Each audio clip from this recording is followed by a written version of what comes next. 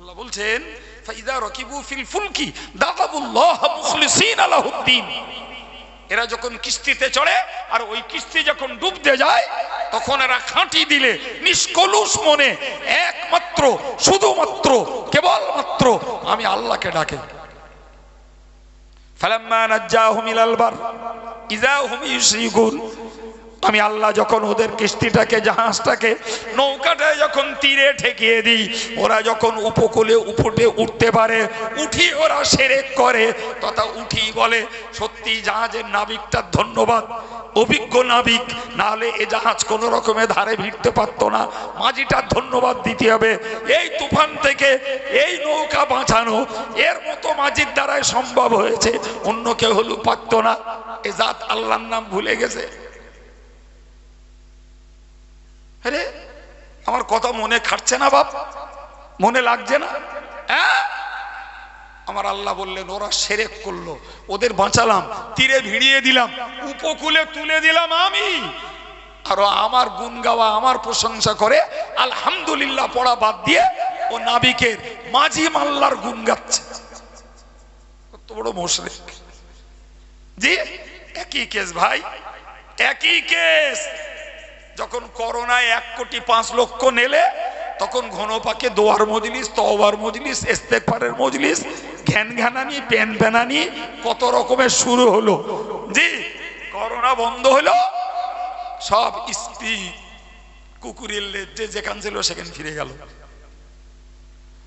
কথা বলছেন না কেন? কথা বলে করোনার কারণে গ্রামে 20-50টা মুসল্লি বেড়েছে। রেকর্ড দেবেন আমার একটা গ্রামের? দেবেন দিন, আমি ওই গ্রামটায় তার কাছে একটু সালাম কালাম করে আসবো, যে করোনার ভয়তে এরা কটা নামাজি হয়ে। হায় হায়! জি ভাইরা আমার বক্তব্য আমি আপনাকে বোঝাতে চাইছি, উপলব্ধি করুন যে এরা যখন রোগে পড়ে, করোনায় পড়ে, ডেঙ্গুতে পড়ে, এরা যখন হাই সুগারে পড়ে, এরা যখন হাই কোলেস্ট্রলে পড়ে, এদের যখন লিভারে পাক ধরে, হার্ট যখন ব্লক হয়ে যায়, হার্টের 4টে ভালভের 2টো ভালভ যখন নষ্ট হয়ে যায়, তখন ঘন ঘন আল্লাহরে ডাকে। কার ডাকে? আর কোন প্রকারে আল্লাহর দয়া, আল্লাহর মেহেরবানি, যেই সুস্থ হয় ও তখন আবার মনে করে আমি একজন। এ সর্বনাশ করে কিচ্ছু লাভ হবে না বাপ, নিজের ক্ষতি নিজের কথা হবে। আল্লাহ বললেন বান্দা তুই শোন, তুই আজকে চাচ্ছিস ফিরে আসবি না, আমি ওয়ারাইহিম বারযাখুন ইলা ইয়াউমি ইউবাসুন। তোর এই আর্তনাদ যাতনা, এই কাতরানির পরে তোর জন্য রয়েছে একটা পর্দার জগৎ, যার নাম কবর জগৎ। সাহিত্যের ভাষায় ওই জায়গাটার নাম মধ্য জগৎ। দ্যাট মিন্স ওটা দুনিয়ার শেষ, আর ওইখানটা থেকে যখন বেরোবি তখন আখিরাতের শুরু। এর নাম মধ্য জগৎ, এর নাম কবর জগৎ। একই কোরআনের ভাষায় বলা হয় আলামে বারযাখ। এটা দুনিয়ার শেষ, আর ইসরাফিলের সিংহা ফুৎকার পর্যন্ত এই পিরিয়ড চলবে। জি, সুতরাং সময় এইটুকু, যতক্ষণ সজ্ঞানে সুস্থ আছি ততক্ষণ আমাদের সময়। প্রিয় নবী তার মুখ নিঃসৃত পাক জবানিতে জানিয়েছেন, রাসূলুল্লাহ বলেন, এই পৃথিবীতে যেখানেই কোনো ঘরে মানুষ সমাবেত হয়, হাদিসের ভার্সনটা এমন, মাজতামা কওমুন ফি বাইতিন মিন বুয়ুতিল্লাহ, আল্লাহর ঘরগুলির মধ্যে কোনো ঘরে মানুষ একত্রিত হয়, তো রাসূল বলেছেন ইয়াতলুনা কিতাবাল্লাহি ওয়া ইয়াতাদারাসুনাহু, সেখানে আল্লাহর কিতাব কোরআন পঠিত হয় এবং কোরআনের জ্ঞান চর্চা হয়।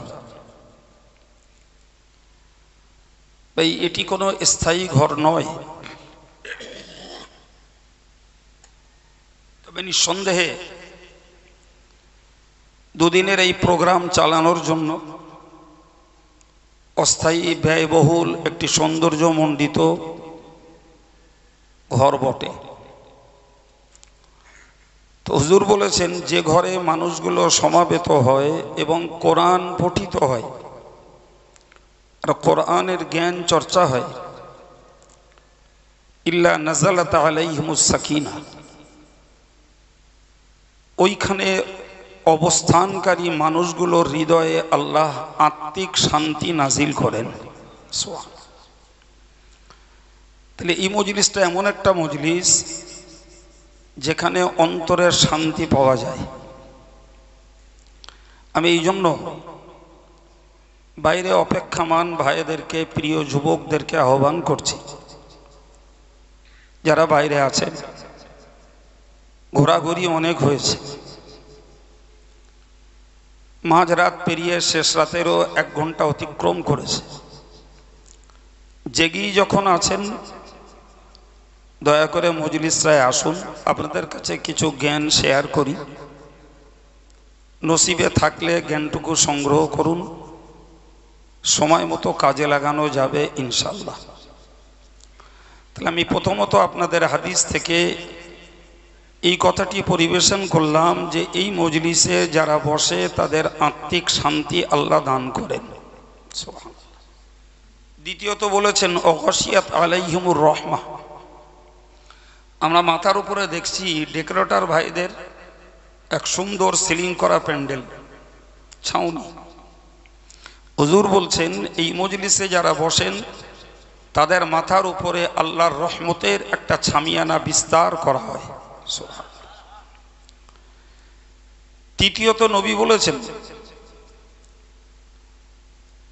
ওয়াফাত আলাইহিমুল মালাইকা, ওই মজলিসটাকে আল্লাহ পাকের ফেরেশতারা বেষ্টন করে দাঁড়িয়ে যায়। প্রিয় ছেলেরা, আমরা যে মজলিসটায় রয়েছি এখানে শুধু মানুষ নেই, অসংখ্য জিন রয়েছে এবং আমাদের অলক্ষ্যে এই মজলিসটাকে ঘিরে ফেরেশতারা অপেক্ষা করছেন। সুবহানাল্লাহ। এবং শুধু এক শ্রেণীর ফেরেশতারা অপেক্ষা করে না, বাকিদেরকে আহ্বান করে তাদের সঙ্গে জুড়ে নেয়। তাহলে এ মজলিস অন্তরের শান্তির মজলিস, এ মজলিস আল্লাহ পাকের রহমত ঝরা একটি মজলিস, এটি ফেরেশতাদের ঘেরা টোপের একটা মজলিস। সুতরাং এর আদব, এর বিনয় বজায় রাখা মানব সমাজের জন্য একান্ত কর্তব্য। আমরা যদি বিশৃঙ্খল করি, আমরা যদি চঞ্চল হই, আমরা যদি নীরবতা অবলম্বন পরিবর্তে গল্প গুজবে কথাবার্তায় মজলিসটাকে যদি সারগরম করি, হয়তো কর্তৃপক্ষ কিছু বলবে না, বক্তা কিছু বলবেন না, কিন্তু আল্লাহর ফেরেশতাদের নজরে ধরা পড়বে যে আমরা বেয়াদবি করছি। সুতরাং মজলিসের আদবের দিকে লক্ষ্য করে জেগে যারা আছেন এসে বসুন, কিছু কথা শোনা বোঝা যাক। হুজুর বলেছেন, এই মজলিস এক কথায় ইমানদার মুসলমানদের জন্য একটি কল্যাণের মজলিস। গতকাল থেকে আপনারা ওয়াজ শুনছেন, রাসূল করিম সাল্লাল্লাহু আলাইহি ওয়াসাল্লাম বলেন, লা আন তাগদু ওয়া তাতাআল্লামা আয়াতাম মিন কিতাবিল্লাহ, তোমরা রাত পার করে সকাল করো আর কোরআন শরীফের একটা আয়াতের জ্ঞান লাভ করো। আবার বলছি, রাত পার করে সকাল করো আর কোরআনের একটা আয়াতের জ্ঞান লাভ করো। ইয়া খায়রুল লাকা মিন আন তুসাল্লি মিয়াতু রাকাহ। প্রিয় নবী বলেন, ওই একটা আয়াতের জ্ঞান লাভ করলে 100 রাকাত নফল নামাজ পড়ার সওয়াব পাওয়া যাবে। আমি যদিও জানি না, তবুও আশা করে বলছি, কাল থেকে আজ পর্যন্ত আমার পূর্ব পর্যন্ত আলেম ওলামা বক্তা হুজুরদের কাছ থেকে অনেক কোরআনের আয়াতের জ্ঞান লাভ করে থাকবেন, বাকিটা ভালো খবর আল্লাহ জানেন, আমি জানি না। তো যদি একটা আয়াতের জ্ঞান লাভ করা হয়, রাসূল বলেছেন 100 রাকাত নফল নামাজ পড়ার থেকেও কোরআনের একটি আয়াতের জ্ঞান লাভ করা শ্রেষ্ঠত্ব বেশি। সুবহানাল্লাহ। আর কোনো ব্যক্তি যদি ওই আয়াতটাকে আমল করার নিয়ত করে জ্ঞান লাভ করেন, তাহলে একটা একটা আয়াতের বিনিময়ে ইয়া খায়রুল লাকা মিন আন তুসাল্লি আলফ রাকাত, 1000 রাকাত নফল নামাজের সওয়াব পাওয়া যায়। ফলে এই মজলিসটা রংলা নয়, এই মজলিসটা সৌন্দর্যের জন্য নয়, এই মজলিসটা দুনিয়ার আদার্স কোনো ফাংশন, কোনো অনুষ্ঠান নয়। এটি গোনা ঝরার একটি মজলিস, এটি সওয়াব কামাইয়ের একটি মজলিস, এটি নিজের জীবন গড়ার জন্য জ্ঞান লাভের একটা মজলিস, এটি আল্লাহ পাকের রহমতের একটা মজলিস, এটি ফেরেশতাদের দোয়া পাওয়ার একটি মজলিস। সুবহানাল্লাহ বলে। সর্বোপরি এই মজলিসের হক আদায় করলে মানুষের অন্তরটা প্রশান্তি পায়, কারণ কোরআনের প্রকৃত বক্তব্য অনুযায়ী এটা একটি জিকিরের মজলিস। সুবহানাল্লাহ বলে। কোরআন শরীফে আল্লাহ বলেছেন ওয়াযাক্কির ফা ইন্না যিকরা তানফাউল মুমিনিন। ওগো নবী, তুমি উপদেশ দাও, তুমি ওয়াজ করো, নসিহত করো, তোমার নসিহত ঈমানদারদের উপকারে আসবে। সুবহানাল্লাহ। সেখানে যে শব্দটি ব্যবহার হয়েছে সেটি হলো ওয়াযাক্কির। তার মানে ওয়াজের মজলিসগুলো হলো প্রকৃতপক্ষে জিকিরের মজলিস। আর আল্লাহ পাক কোরআন শরীফে বলেছেন আলা বিযিকরিল্লাহ তাতমাইন্নুল কুলুব।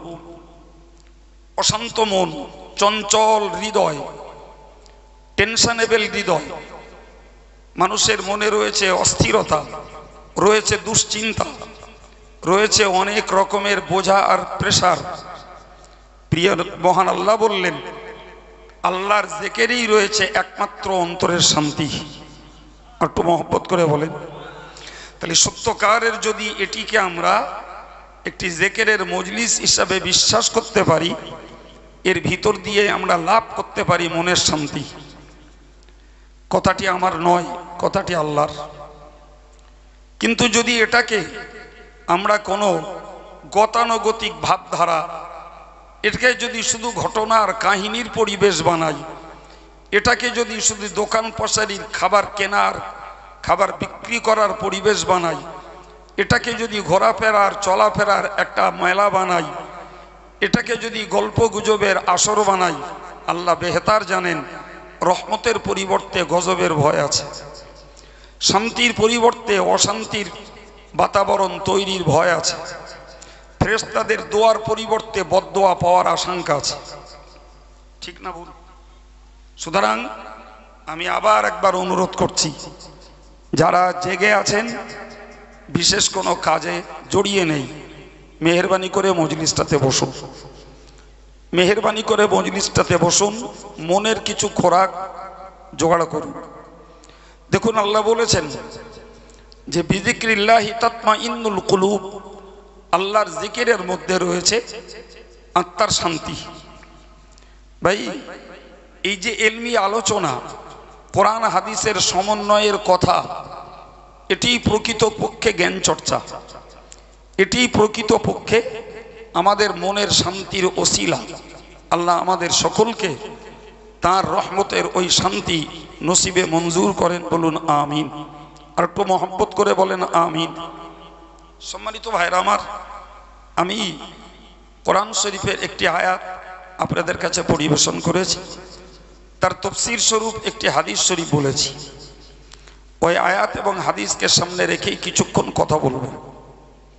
ভাই শুরুতেই বলি, ভাই বাঁকড়ার 28-29 কার্তিকের আর অথবা 29-30 কার্তিকের একটা এলাকা জুড়ে একটা সবরব আছে, মানুষের কাছে একটা পরিচিতি আছে, মানুষ এই সভাটার প্রতি আকৃষ্ট। আলহামদুলিল্লাহ, নিশ্চিত এটি অনেক দিনের একটা সুবার্তা, না ভুল বললাম? একদিনে এই সুবার্তাটা তৈরি হয়নি, অনেক দিন সময় লেগেছে। তবে বাঁকড়ার এই সভাটি মানুষের হৃদয়ে একটা জায়গা করেছে।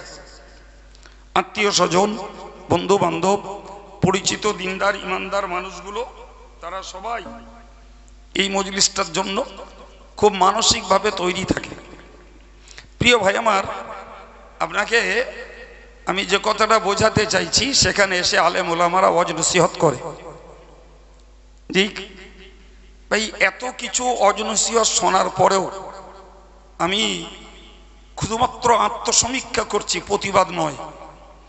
দীর্ঘদিন ধরে এই পরিবেশটা চলছে। এক শ্রেণীর মানুষ মজলিসটায় বসে তারা নীরব নিথরে আদবের সঙ্গে কিছু কথা শোনে। ভাই, আর একদল মানুষকে দেখি সন্ধ্যা থেকে যতক্ষণ তাদের এনার্জি থাকে, যতক্ষণ পা চলে, ততক্ষণ দোকান পাশারিতে ঘোরে। ভুলেছি, ঠিক বলেছি না ভুল? যারা এই সুন্দর পরিবেশে এসে মূল্যবান সময়টাকে দোকান পাশারিতেই কাটিয়ে যাচ্ছেন, ভাই একটু বলবেন কি? আমি জিজ্ঞাসা করি, এদের কাছে কোরআন এবং হাদিসের বায়ান যে কোনো মূল্যে পৌঁছায় কি পৌঁছায় না? একটু বলবেন, একটু জোরে বলেন। পৌঁছায়, পৌঁছায়, কিন্তু তাদের কাছে অ্যাকচুয়াল এর মূল্যায়ন নেই, অ্যাকচুয়ালের মূল্যায়ন নেই। যদিও আমি যখন এসেছি আলহামদুলিল্লাহ, তখনকার সুখবর, খুব বেশি রাস্তার উপরে মেয়েদের আনাগোনা দেখিনি। হতে পারে হয়তো মোটেও ছিল না। যদি মোটেও মেয়েদের আনাগোনা না থেকে থাকে, সেটা আর একটা শুভ বার্তা। জি, কিন্তু আমি আবার একবার বলছি, যাদের কানে ওয়াজ নসিহত পৌঁছাচ্ছে, অথচ ওয়াজ নসিহত তাদের কাছে মূল্যায়ন হয় না, মূল্যায়ন হয় না। আচ্ছা, এই বিষয়টাকে বোঝানোর জন্য আমি একটা সাদামাটা কথা বলি, কিছু মনে নেন না। আমি কিন্তু হেদায়েতমূলক, গঠনমূলক কথা কিছু বলবার জন্য বসেছি। একটা উপমা দিই ভাই, খুব ভালো করে খেয়াল করে বলুন তো। এই সিগারেটের প্যাকেটে লেখা থাকে, cigarette smoking injurious to health, যার বাংলা অর্থ হলো সিগারেট পান করা এটি স্বাস্থ্যের পক্ষে ক্ষতিকর। আর যে সমস্ত দোকানগুলোতে অ্যাড দেওয়া থাকে, সেখানে লেখা থাকে বিধিসম্মত সতর্কীকরণ বলে লেখা আছে, ধূমপান ক্যান্সারের কারণ। আমার কথার একটু সমর্থন দেবেন কেউ? আপনাদের নজরে পড়ে? পড়ে বাবা? আচ্ছা বলেন তো, এই দুটো বিধিসম্মত সতর্কীকরণ আর cigarette smoking injurious to health, যে সিগারেট পান করা স্বাস্থ্যের পক্ষে ক্ষতিকর, আচ্ছা এই দুটি বিধিসম্মত বার্তার কারণে সিগারেট কোম্পানি দেশে বন্ধ হয়ে গেছে। আমার এই রিপোর্টটা ভুল না ঠিক? সবাই মিলে বলুন, প্রমাণ হোক যে কাইম সাহেব একটা ভুল কথা বলছে। বন্ধ হয়েছে বাপ? হ্যাঁ, আরো বেড়েছে না শুধু, বরং যারা এটাকে ব্যবহার করছে তারা জেনে বুঝেই ব্যবহার করছে। আচ্ছা বলুন, এবার ওল্ডেস্ট লাইফে যখন বৃদ্ধকালে ফুসফুসেতে ইনফেকশন হবে, ক্ষয় কাশ শুরু হবে, লেটেস্ট ক্যান্সার আক্রান্ত হবে, আচ্ছা তখন যদি ওই সিগারেট পান করা, ধূমপান করা লোকগুলো বলে যে বাকি বিগত জীবনটা ধূমপান করে, সিগারেট পান করে ভুল হয়ে গেছে, ওতেই কাশি বন্ধ হয়ে যাবে? হবে না? যদি বলে যে এতদিন সিগারেট খেয়ে খুব অন্যায় করেছি, ক্যান্সার ধুয়ে মুছে সাফ হয়ে যাবে? ফুসফুসের ইনফেকশন ভালো হয়ে যাবে? যাবে না, না? জি। আচ্ছা এ পর্যন্ত বাস্তবে বলুন, এই ধূমপানের কারণে মানুষ এই জাতীয় রোগে আক্রান্ত হয়েছে, এর রেকর্ড হসপিটালগুলোতে, দেশে ঘরে, ডাক্তার বাড়িতে আছে না নাই? আছে। তাহলে রেকর্ড দেখতে পাচ্ছি ধূমপান করলে ক্যান্সার হয়, ধূমপান করলে ফুসফুসিতে ইনফেকশন হয়, ধূমপান করলে ক্ষয়কাজ শুরু হয়। তাহলে এর পরেও ধূমপান বন্ধ হয়নি, কোম্পানিও বন্ধ হয়ে যায়নি, প্রোডাকশন চলছে এবং সেটাকে ব্যবহার করার যথেষ্ট আসক্ত ভক্ত মানুষও আছে। জি আচ্ছা, ওই পর্যন্ত মনে রাখুন।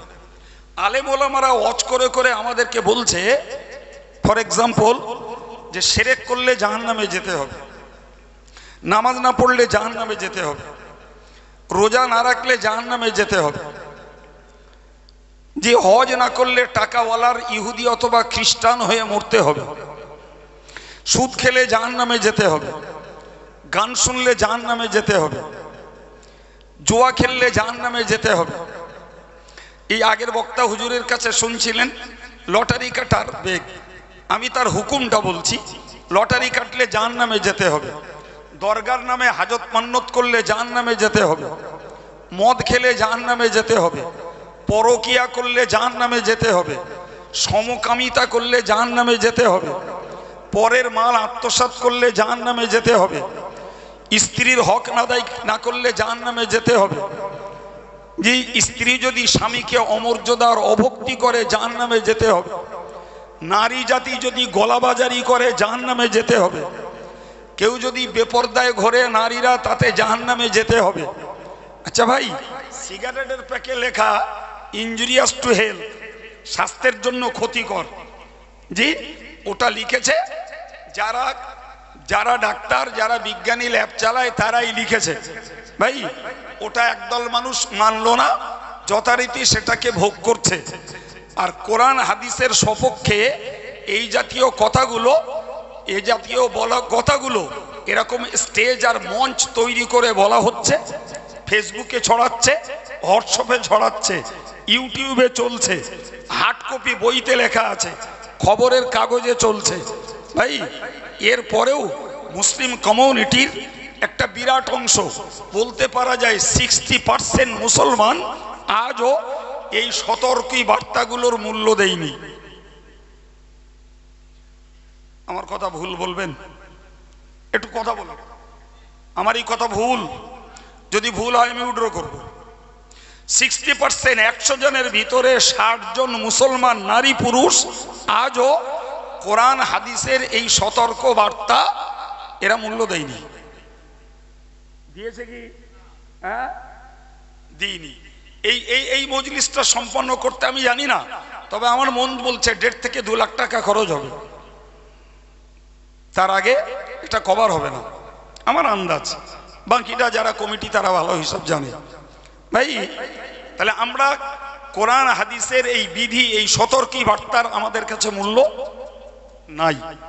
এখন বলুন, যে লোকটা ধূমপান করেছে সে যখন ক্যান্সারে অ্যাটাকটেড, যে লোকটা ধূমপান করেছে সে যখন ফুসফুসিতে ইনফেকশন হয়ে গেছে, যে লোকটা ধূমপান করেছে সে যখন কাশিতে আক্রান্ত হয়ে গেছে, ভাই তখন অন্যায় হয়ে গেছে, ভুল করেছি, আর জীবনে খাবো না এ বললে কাশিও বন্ধ হবে না, ইনফেকশনও সেরে যাবে না, ক্যান্সার থেকে কেমো বাদ দিয়ে উঠতে পারবে না।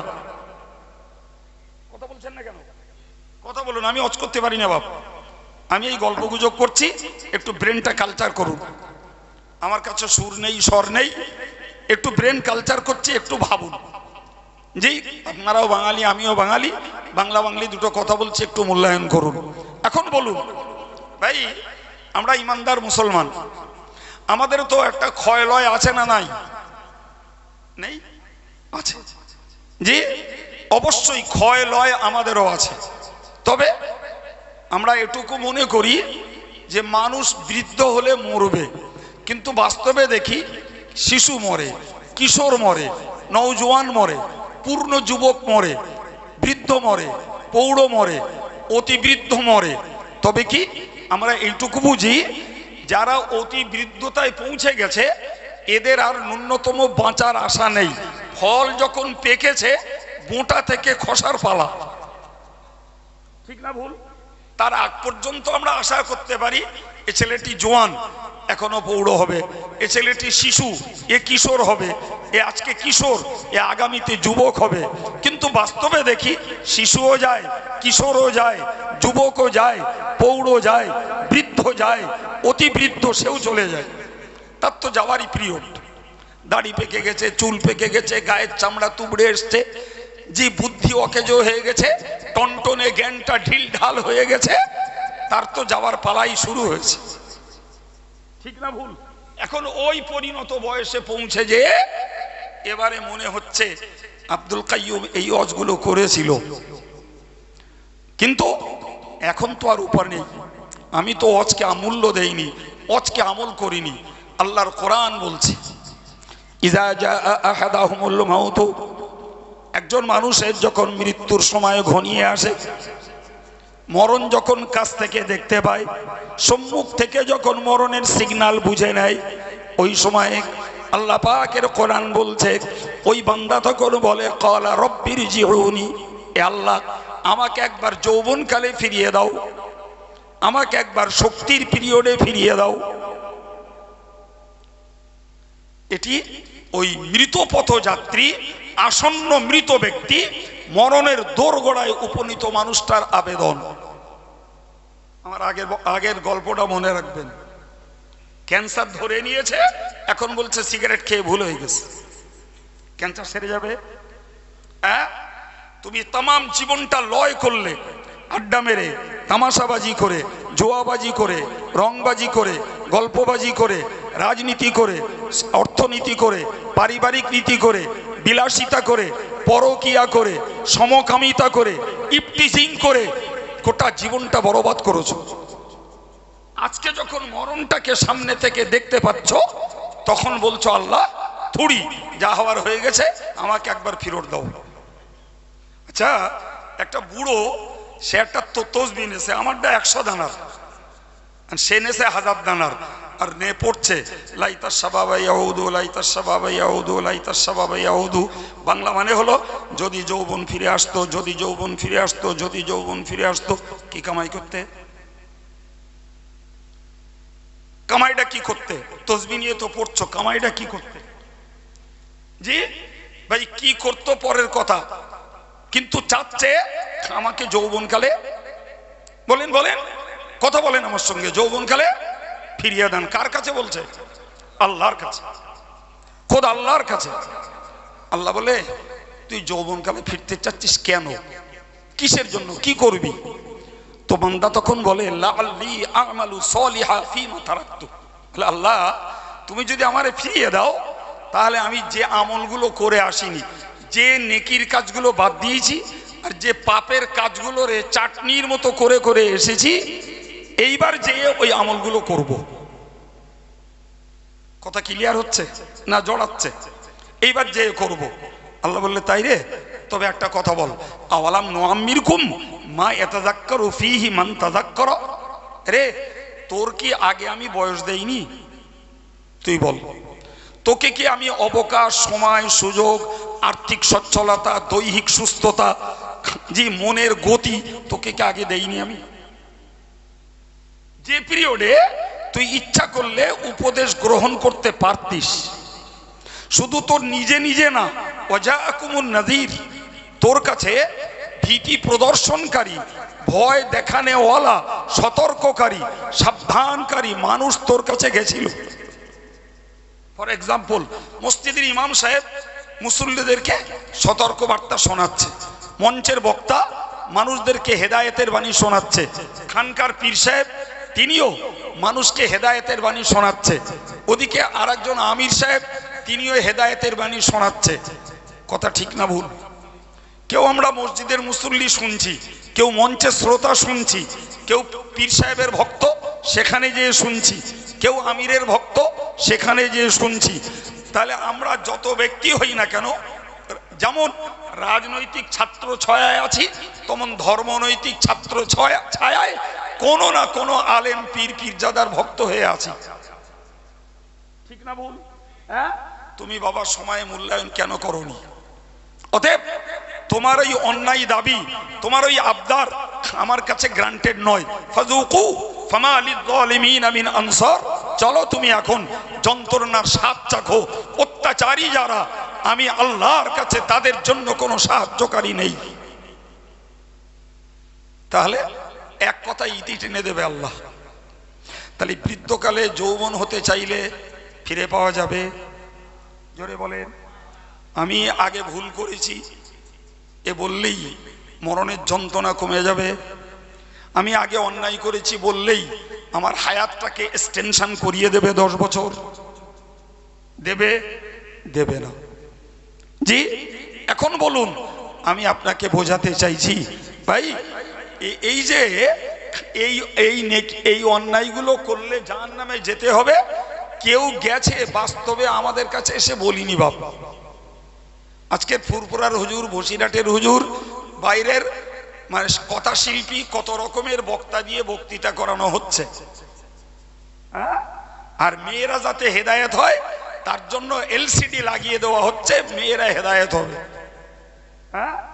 হেদায়েত হবে, মরা বাড়িও বাদ দেবে না, সমিতিও বাদ দেবে না, বেবাড়ি ড্যাং ড্যাং করে যাওয়াও বাদ দেবে না, জি, গাল দেওয়া বাদ দেবে না, বাজার ঘোরাও বাদ দেবে না, মধ্যে পড়ে এলসিডি চালিয়ে খানিকটা পাপ জড়ো হবে।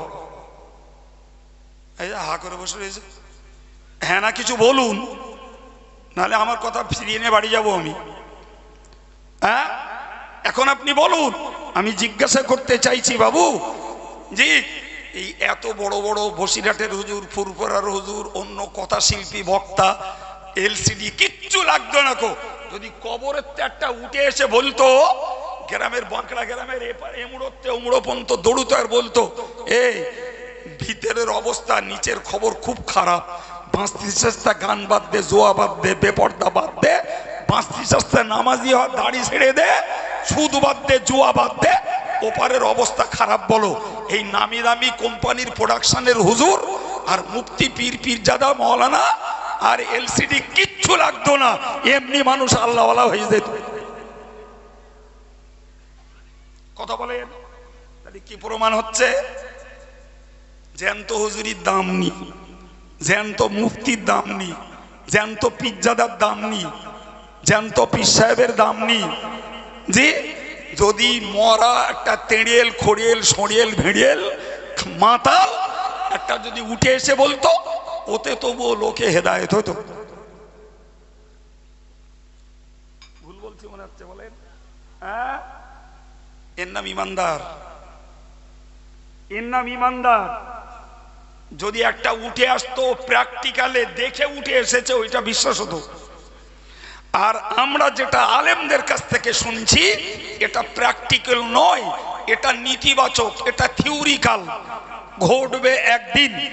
ভাই, কোরআন বলেছে ইমানদার তো তারাই, মুত্তাকিন তো তারাই, আল্লাযীনা ইউমিনুনা বিল গায়ব, অদৃশ্যকে যারা বিশ্বাস করে তারাই তো ইমানদার।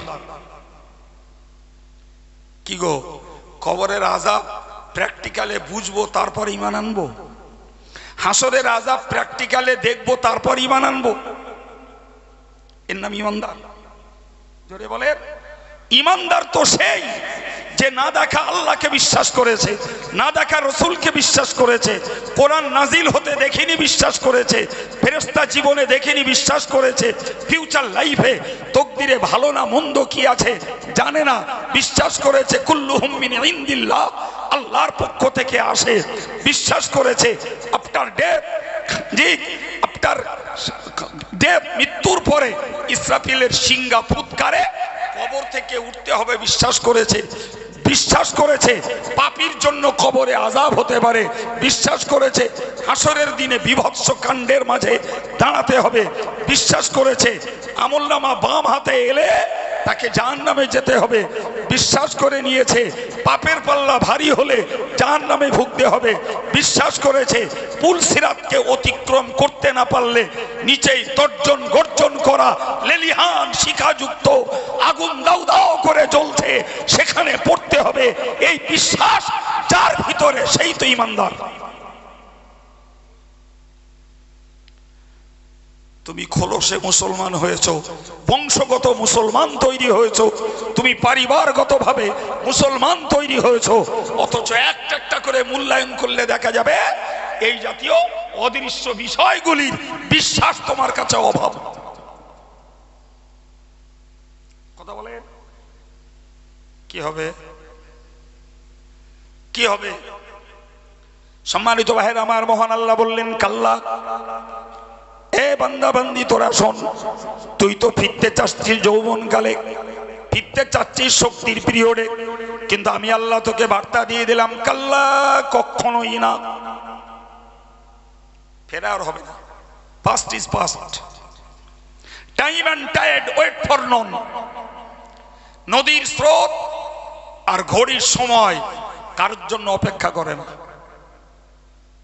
করে সারা দেশের লোকগুলো যদি নদীর ধারে যে স্লোগান তোলে, জোয়ারের পানি ভাটায় ফিরবে না, বাবা ও টাইমে ফিরবে। সবাই মিলে যদি ঘড়িকে সামনে রেখে সবাই যদি চড়কা পড়া একটা করে হাঁকা দেয়, ঘড়ির কাঁটা বন্ধ হয়ে যাবে। যাবে? হ্যাঁ। তাহলে তুমি যখন তোমার টাইম পাস করে ফেলেছো, আমলের জীবনটা তুমি ব্যয় করে ফেলেছো, আজকের তুমি এখন বলছো যৌবনকালে ফিরবে, কারণ মৃত্যুটাকে সামনে থেকে দেখতে পেয়েছো, তাই নেবার কখনোই না, সম্ভব না। বরং মনে রাখো, বরং মনে রাখো, আমার আল্লাহ কোরআন শরীফে জানিয়েছেন লা ইয়ানফাউ নাফসান ঈমানুহা, কোন নফস যদি, কোন প্রাণী যদি, কোন নন মুসলিম যদি মরণের পূর্বে, মরণের পূর্ব মুহূর্তে ঈমান নিয়ে আসে, লাম তাকুন আমানাত মিন ক্বাবলু, আগে ঈমান আনেনি গো, মরণটাকে কাছ থেকে দেখতে পেয়ে এখন ঈমান আনতে চাইছে, আমার আল্লাহ বললেন ওই ঈমান কোন পর্যায়ে গ্রহণযোগ্য নয়, কোন পর্যায়ে গ্রহণযোগ্য নয়। জি, কারণ তুমি মরণকে দেখতে পেয়েছো। ভাই ফেরাউন যখন লোহিত সাগরে ডুবে মরছিল, তখন ফেরাউনের নাকে মুখে পানি ঢুকছিল, তার মানে মরণের সিগন্যাল ফেরাউন পেয়েছে না পাইনি? বাবা পেয়ে গেছে। ফেরাউন ওই সময় বলেছিল আমানতু বিল্লাযী আমানাত বিহি বানু ইসরাঈল, আমি ঈমান আনছি ওই জাত সত্তার উপরে যার উপরে ঈমান নিয়ে এসেছে বনি ইসরাঈলরা। ফেরাউন বলেছিল, ফেরাউন বলেছিল আমি ঈমান আনছি ওই সত্তার উপরে যার উপরে ঈমান নিয়ে এসেছে বনি ইসরাঈলরা। আমার আল্লাহ বললেন আলান ওয়াকাদ আসাইতা ক্বাবলু, এখন ঈমান আনছো? ইতিপূর্বে তুমি নাফরমানি করেছো, ইতিপূর্বে তুমি অবাধ্য হয়েছো, ইতিপূর্বে তুমি বিশ্বাসঘাতকতা করেছো, ইতিপূর্বে আমার দ্রোহী হয়ে তুমি খোদায় দাবি করেছো, ইতিপূর্বে দৌরাত্ম্য চালিয়ে মিশরের রাজগদিতে তুমি রাজিত্ব চালিয়েছো, এখন বলছো ঈমান আনলাম। কার কথা? আমার বাবা আমার কথা বলেছি আমি, ওই আগেই শুনিয়েছি, একটা করে আয়াত শুনলে 100 রাকাত করে নফল নামাজের নেকি, কোরআন শোনাচ্ছি। আল্লাহ বললেন স্পষ্টত অকুনতা মিনাল মুফসিদিন, তুমি না ছিলে বিভ্রান্তকারী, তুমি তো ছিলে উচ্ছৃঙ্খল, তুমি তো ছিলে মানুষের জন্য মিসগাইডের মাস্টার, তুমি তো মানুষকে বিপদগামী করেছো, তুমি মানুষকে পথভ্রষ্ট করেছো, এখন বলছো ঈমান আনলাম। প্রমাণ হলো ফেরাউনের ঈমান গ্রহণ আল্লাহর কাছে নন অ্যাকসেপ্টেড, গ্রহণযোগ্য হয়নি। বা আল্লাহ বললেন ফেরাউন তোকে মারবো তো বটেই, আরো মনে রাখিস ফালিয়াউমা নুনাজ্জিকা বিবাদানিকা লিতাকুনা লিমান খালফাকা আয়া, ফেরাউন তোরে মারবো না, শুধু তোর বডিটাকে ওই লোহিত সাগর থেকে আমি আল্লাহ তুলে নিয়ে তোর পরবর্তী কিয়ামত পর্যন্ত মানুষদের জন্য শিক্ষা নিতে তোকে আমি অক্ষত ডেড বডি রেখে দেবো। খেলাকার ডেড বডি বলেন না ফেরাউনের। আচ্ছা বলেন তো, যখন রূহটা জীবন থেকে বেরিয়ে যায় ভাই, তখন এই বডিটার প্রতিক্রিয়া শুরু হয়। যেহেতু রক্ত সঞ্চালন বন্ধ হয়ে গেছে, এর প্রতিক্রিয়া হলো ফুলবে, ফাঁপবে, পচবে, দুর্গন্ধ ছুটবে, ঠিক না? বল খুঁজে আসুন যে ফেরাউনের ডেড বডি ফুলে ছিল কিনা, ফেরাউনের ডেড বডি থেকে পচা গন্ধ বেরিয়েছিল কিনা, ফেরাউনের ডেড বডির কোনো অবস্থায় বিকৃত হয়েছিল কিনা। ভাই পিরামিডে তাকে কোনো রকমের ঔষধ প্রয়োগ করা হয়নি, কোনো প্রকারের ঔষধ ড্রাগ ইউজ ছাড়াই ফেরাউনের লাশ অক্ষত অবিকৃত রয়েছে মিশরের জাদুঘরে। আপনি জাননি, আমি যাইনি বাবু, কিন্তু আজকের স্যাটেলাইটের যুগে বাড়ি বসে ফেরাউনের লাশ দেখাটা কোনো ঘটনাই না। কথা বলেন? হ্যাঁ, আমার আল্লাহ বললেন, ফেরাউন তোরে বাঁচানো তো দূরের কথা, আর তোর ঈমান গ্রহণ করা তো দূরের কথা, তোকে মারবো আর তোর ডেড বডিটাকে আমি অক্ষত রেখে দেবো। লিমান খালফাকা আয়া, তোর পরবর্তী প্রজন্মের জন্য, বিশ্বের পরবর্তী মানব জাতির জন্য তোকে নিদর্শন বানাবো। এই সেই খোদাদ্রোহী, এই সেই আমি আল্লাহর দুশ্মন, এই সেই আমি আল্লাহর গদি দখলের নামান্তর শত্রু, তার বডিটা দেখে রাখো। এ ভাই, আমি কি বলতে চেয়েছি আপনাকে? আমি বলতে চেয়েছি যে তাহলে নন মুসলিম যারা সারা পৃথিবীর ইহুদি, নাসারা, মুশরিক, কাফের, আরো যত ধর্ম বর্ণের মানুষ রয়েছে, এরা যদি মরণটাকে কাছ থেকে দেখতে পেয়ে ঈমান আনতে যায়, আনে, সেই ঈমান আল্লাহ পাকের কাছে আনগ্রান্টেড, গ্রহণযোগ্য নয়। ঠিক তদ্রূপ একদম 100 ডিগ্রি উল্টে আসুন, আমার মুসলিম ঘরের একদল ছেলেরা মেয়েরা ইমানদার, ইমানদার, এদের জন্যই আল্লাহ বলেছেন, আলামা আহাদিলাইকুম ইয়া বানি আদম আল্লাহ তা'বুদুশ শাইতান। আল্লাহ বললেন, এই আদমের বাচ্চারা, আমি আল্লাহ কি তোদের আদেশ করিনি? আল্লাহ তা'বুদুশ শাইতান, তোমরা শয়তানের পথের অনুসরণ করো না। কোন ক্ষেত্রে, কোন সাবজেক্টে, কোন বিষয়ে শয়তানের পথের অনুসরণ তোমরা করো না, এই নির্দেশ কি আমি তোমাদের দিইনি? আমি কি বলিনি? তোমাকে চিনিয়ে দেইনি? ইন্নাহু লাকুম আদুউম মুবিন, শয়তান তোমাদের জাত শত্রু, প্রকাশ্য শত্রু। তোমরা আমার কথা গ্রাহ্য করোনি, গ্রাহ্য করোনি, তোমরা আমার কথা মেনে নাওনি। প্রিয় ভাই আমার, এখন বলুন, ওই লোকটা ইমানদার, কলেমা পড়েছিল, অথচ পাপিষ্ট। কি বলেছি বাবা? জোরে বলেন। ইমানদার অথচ পাপিষ্ট।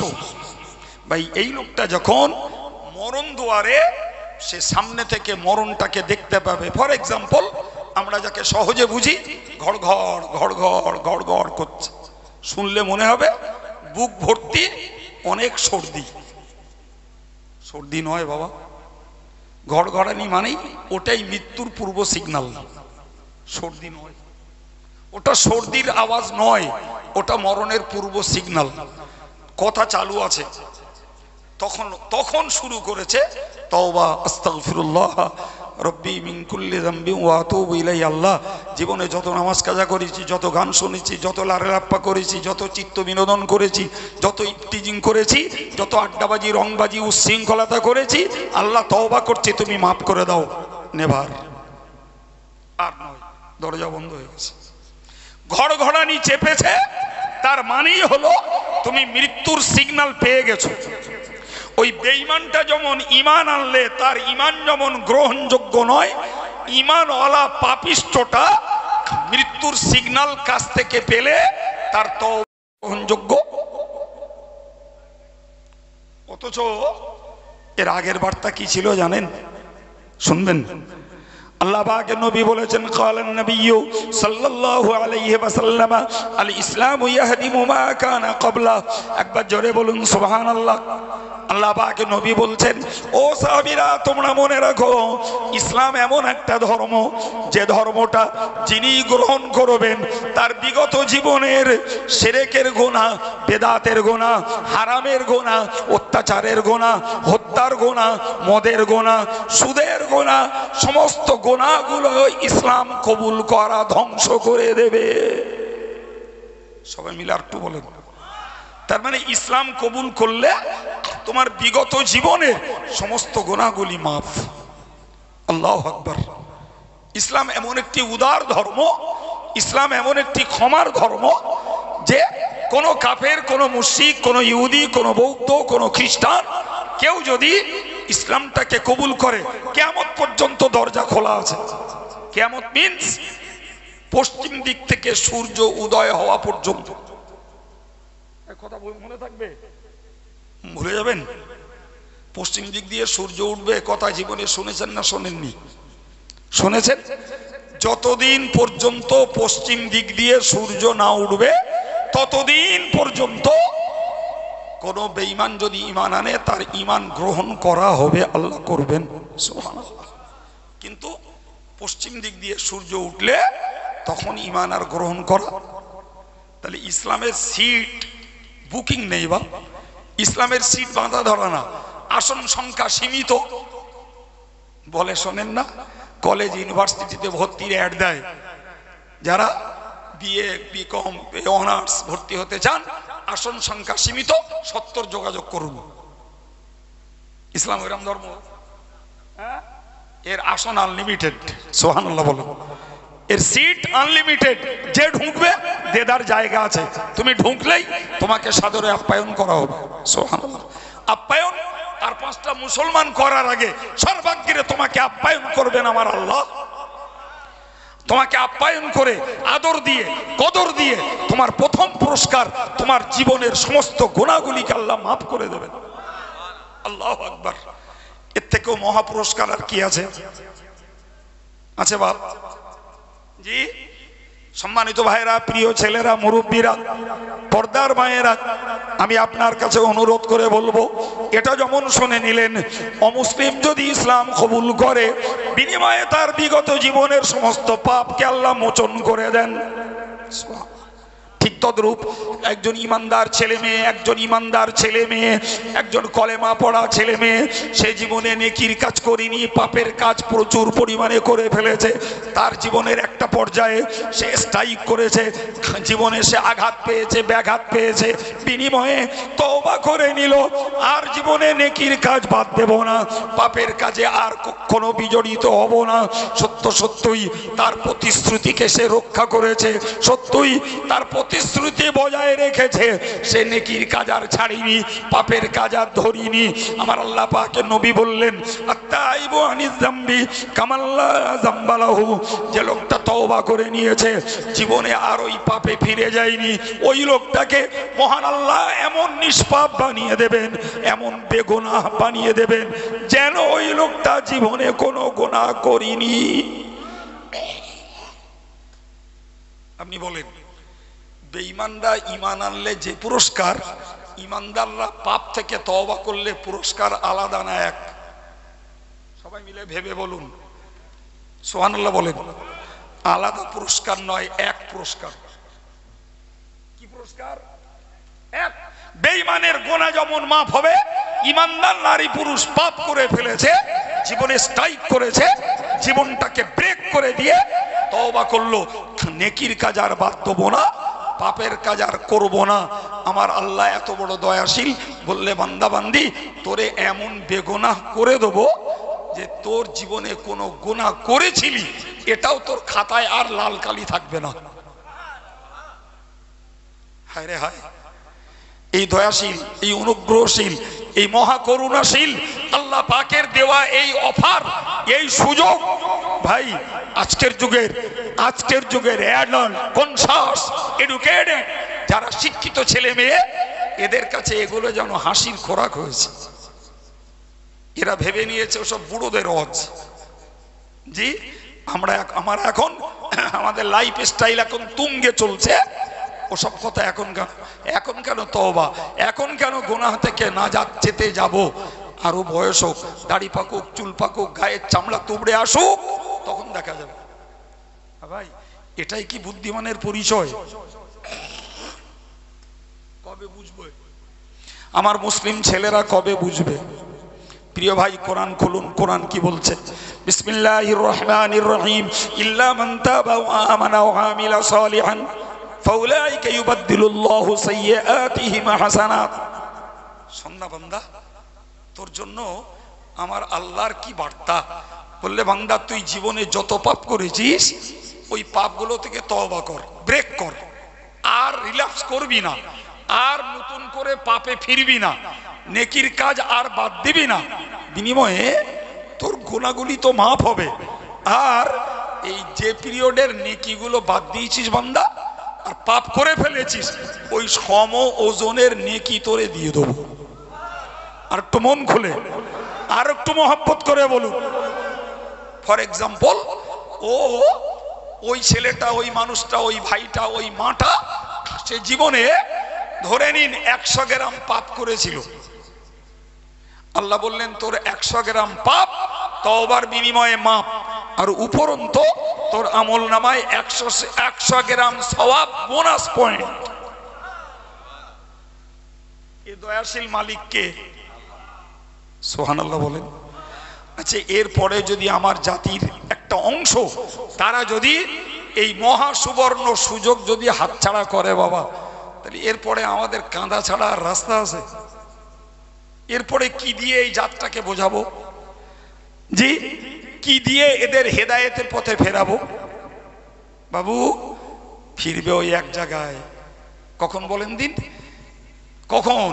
যখন মরণটাকে কাছ থেকে দেখতে পাবে, মরণের সিগন্যাল ফুটে উঠবে, তখন বোঝা যাবে। ভাই, হাদিস শরীফ এসছে, কোনো মানুষ যদি জাহান্নামী হয়, সে মৃত্যুর পরে জাহান্নামী আল্লাহর কাছে নির্বাচিত, তো আল্লাহ ফেরেশতা পাঠায়। ফেরেশতা পাঠিয়ে দিয়ে বলে আমার বান্দাকে দেখিয়ে এসো। প্রথম তাকে দেখানো হয়, বান্দা তোর জন্য আল্লাহ এই জান্নাত রেখেছিলেন, কিন্তু তুই অপকর্ম করেছিস, বিনিময়ে আল্লাহ জান্নাতের পরিবর্তে তোকে জাহান্নাম দিচ্ছেন। এই চিত্রটা মরার আগে মানুষটা দেখে নেয়, কিন্তু আল্লাহ পাক তার টক সিস্টেমকে সিজ করে, কথা বলার শক্তিটাকে কেড়ে নেয়। ও আর বলে যেতে পারে না, আর বলে গেলেও বিপদ। বলে গেলেও যে তোরা বাবা আমার জন্য দোয়া কর, আমার জন্য জাহান্নাম হয়েছে।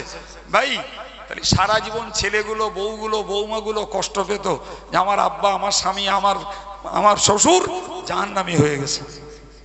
আর লোকেও শুনলে ওরে ধিক্কার দিত, বললে তোর বাপ এত খারাপ, জাহান্নামী হয়ে মরেছে। আবার কারোর বাপ যদি জান্নাতি হতো, সে তখন গর্বে ফেটে পড়ে কোলা ব্যাং তৈরি হতো, বেলুন তৈরি হতো, সেও আর এক সর্বনাশ।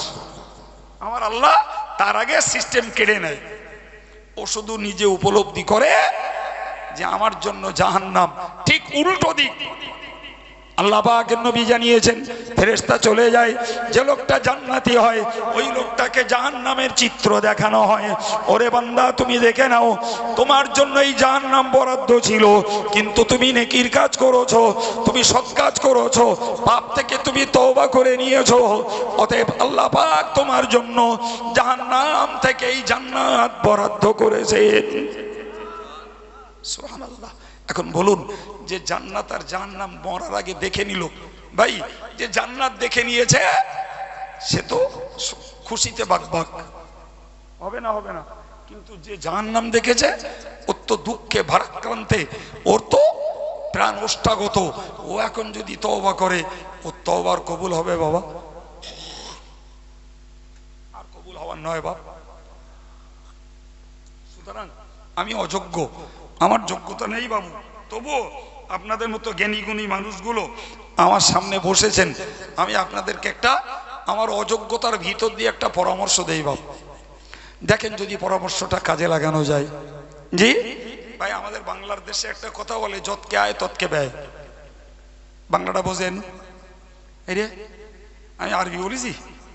কি বলেছি? বাংলা বলিস তো, যতকে আয়। আর উল্টো করে যদি বলি, যতকে ব্যয় ততকে আয়। দুটো কথা একই, তাই না বাপ? এখন ধরে নেন আমি দৈনিক কিছু নেকির কাজ করছি আর দৈনিক কিছু পাপের কাজ করছি। আমার কথার সঙ্গে একমত হন? ঠিক বলছি না ভুল বলছি? আজ আমাদেরকে মনে হয় যে এমন দিন আমাদের কাটে যেদিন আমাদের কোনো পাপ টাপ হয় না। কারোর বুক বল আছে এরম যে আমার এমন একটা দিন কেটে গেছে, চোখের পাপ করিনি, কথার পাপ করিনি, কানে শোনার পাপ করিনি, আমি মাথার কুচিন্তার পাপ করিনি, পায়ে হাঁটার পাপ করিনি, হাত দিয়ে ধরার মতো কোনো পাপ কাজ করিনি, ব্রেনে কোনো কুচিন্তার পাপ কাজ করিনি, কলবে কোনো কুকাজের পাপ কাজ, কুনিয়তের পাপ কাজ করিনি। এরম বুক বল কারোর হবে বলে মনে হয় আমাদের বাপ? ক্লিয়ার হয়ে গেছে কথা বলেন? হ্যাঁ, তাহলে এটা আমার ব্যয়, এটা আমার কি ব্যয়।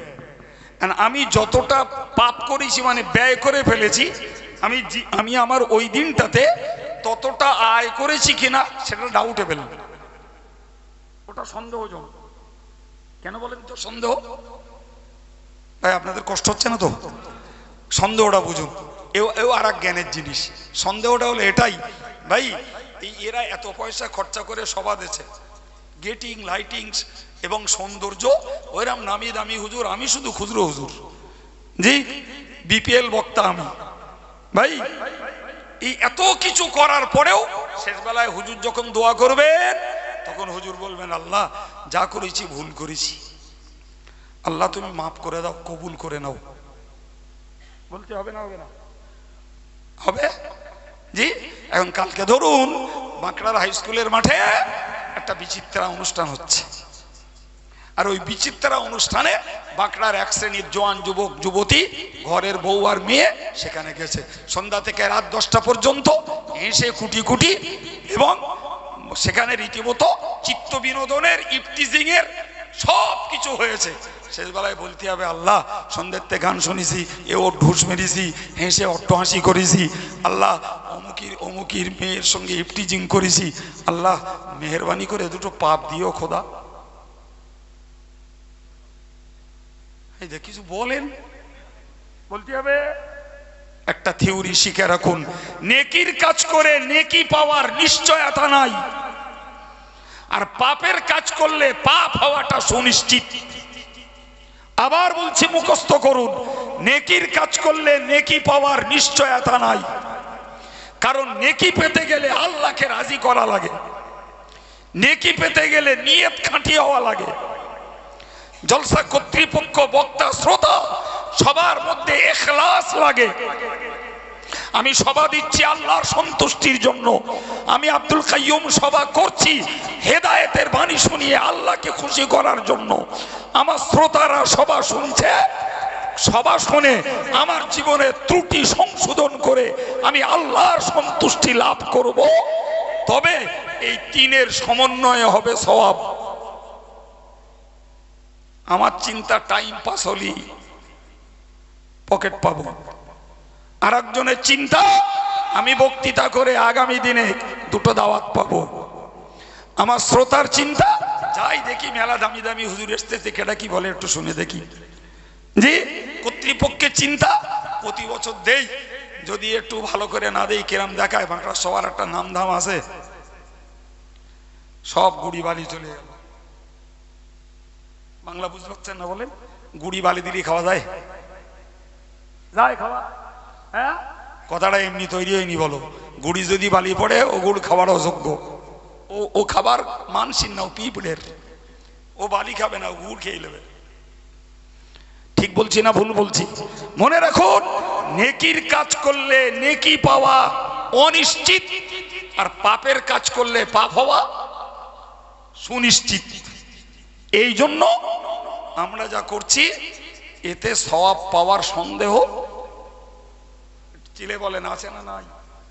আছে না নাই? মেহেরবান আল্লাহ দয়া করে আমাদের অর্থ খরচ, আমাদের ছেলেদের মেহনত, আমাদের আলোচনা, আমাদের কষ্ট করে সময় ব্যয় করে রাত জেগে বসা, এই কষ্টগুলোতে আল্লাহ যদি খুশি হন কপাল আমাদের ভালো। কিন্তু গানের আসরে, বিচিত্রা আসরে, রাজনৈতিক মঞ্চে ওই জাতীয় ক্ষমাও চাইতে হবে না, দোয়াও চাইতে হবে না, এমনি আলটিমেটলি পাপের পাত্র ভরে উঠবে এমনি। প্রিয় ভাইরা আমার, সুতরাং আমার বক্তব্য, দৈনিক জীবনে আমাদের ব্যয় আছে, তাহলে এই তুলনামূলক আয়টাও করতে হবে। আয় করা মানে নেকি কামাই। এখন আমার যে কতটা করেছি আয় আর কতটা হয়ে গেছে ব্যয়, এরকম তো কোনো মিটার আল্লাহ আমাদেরকে দেননি। দিয়েছে বাবা? দেননি। অতএব বুদ্ধিমানের পরিচয় হলো আমি সারা দিনের শেষে রাতের বেলা শোয়ার আগে অন্তত পক্ষে আল্লাহর কাছে তওবা করব, এটাই আমার পরামর্শ। আল্লাহর কাছে একটু কাঁদবো, কাঁদতে না পারলেও কান্নার ভানটা করব, কান্নার মতো মুখটাকে আল্লাহকে দেখাবো, মানুষকে নয়। সম্মানিত ভাইরা আমার, ভালো করে মনে রাখুন, হাদিস শরীফে এসেছে ইস্তাগফারা রাসূলুল্লাহ সাল্লাল্লাহু আলাইহি ওয়াসাল্লাম ফি কুল্লি ইয়াউমিন মিন 70 মাররাতিন ইলা 100 মাররা আও কামা ক্বাল। আল্লাহ পাকের নবীর সাহাবীরা বর্ণনা দিয়েছেন, প্রিয় নবী সাল্লাল্লাহু আলাইহি ওয়াসাল্লাম প্রতিদিন নিম্ন পক্ষে 70 বার, ঊর্ধ্ব পক্ষে 100 বার তিনি আল্লাহর কাছে তওবা ইস্তেগফার পড়তেন। কে পড়তেন? জোরে বলেন কে? আর একটু চিল্লে বলেন, নবীর কোনো গুনাহ ছিল? সবাই মিলে আরেকবার বলেন। তাহলে যে নবীর কোনো গুনাহ ছিল না, না নবী হওয়ার পূর্বে না নবী হওয়ার পরে কোনো গুনাহ তাকে স্পর্শ করিনি, আল্লাহু আকবার, সেই নবী দৈনিক মিনিমাম কমপক্ষে 70 বার ইস্তেগফার পড়তেন, আর ঊর্ধ্ব পক্ষে 100 বার ইস্তেগফার পড়তেন। বিবেককে জিজ্ঞাসা করুন, বিনা পাপে বিনা গুনাহে নবী যদি 70 বার কম করে ইস্তেগফার পড়েন, আমাদেরকে কতবার পড়া উচিত? রাগ করেন না, আমি নির্দেশ দিতে বসিনি, আদেশ করতে বসিনি, ও যোগ্যতা আমার নেই। আমিও আপনার মতন আসামি, তাই ভাই ভাই একটু সমীক্ষা করছি। তাহলে আমাদের উচিত, নবী 70 বার পড়তেন, জি, আমরা 70,000 বার পড়লেও রেহাই পাবো কিনা আল্লাহ ভালো জানে। তো 70 বার জাগ্গে যা, 7 বারও তো ইচ্ছা করলে পড়তে পারি, 7 বার জাগ্গে যা, গোনা মাফির নিয়েতে একটা বারও তো আল্লাহকে বলতে পারি আস্তাগফিরুল্লাহ রাব্বি মিন কুল্লি যামবিন ওয়া আতুবু ইলাইহি, আস্তাগফিরুল্লাহ ওয়া আতুবু ইলাইহি, আস্তাগফিরুল্লাহ আদাদা খালকিহি ওয়া রিদা নাফসিহি ওয়া জিনাতা আরশিহি ওয়া বিদাদা কালিমাতিহি। আল্লাহুম্মা আনতা রাব্বি লা ইলাহা ইল্লা আনতা খালাকতানি ওয়া আনা আবদুকা ওয়া আনা আলা আহদিকা ওয়া ওয়া'দিকা মাস্তাতাতু ওয়া আউযু বিকা মিন শাররি মা সানাতু। সব ইস্তেগফার। আল্লাহ, আমি স্বীকার করছি অপরাধী, আল্লাহ যা করেছি সব খারাপ কাজ করেছি, আল্লাহ তোমার রহমত দিয়ে তুমি আমাকে ভালো কাজে পরিণত করে দাও।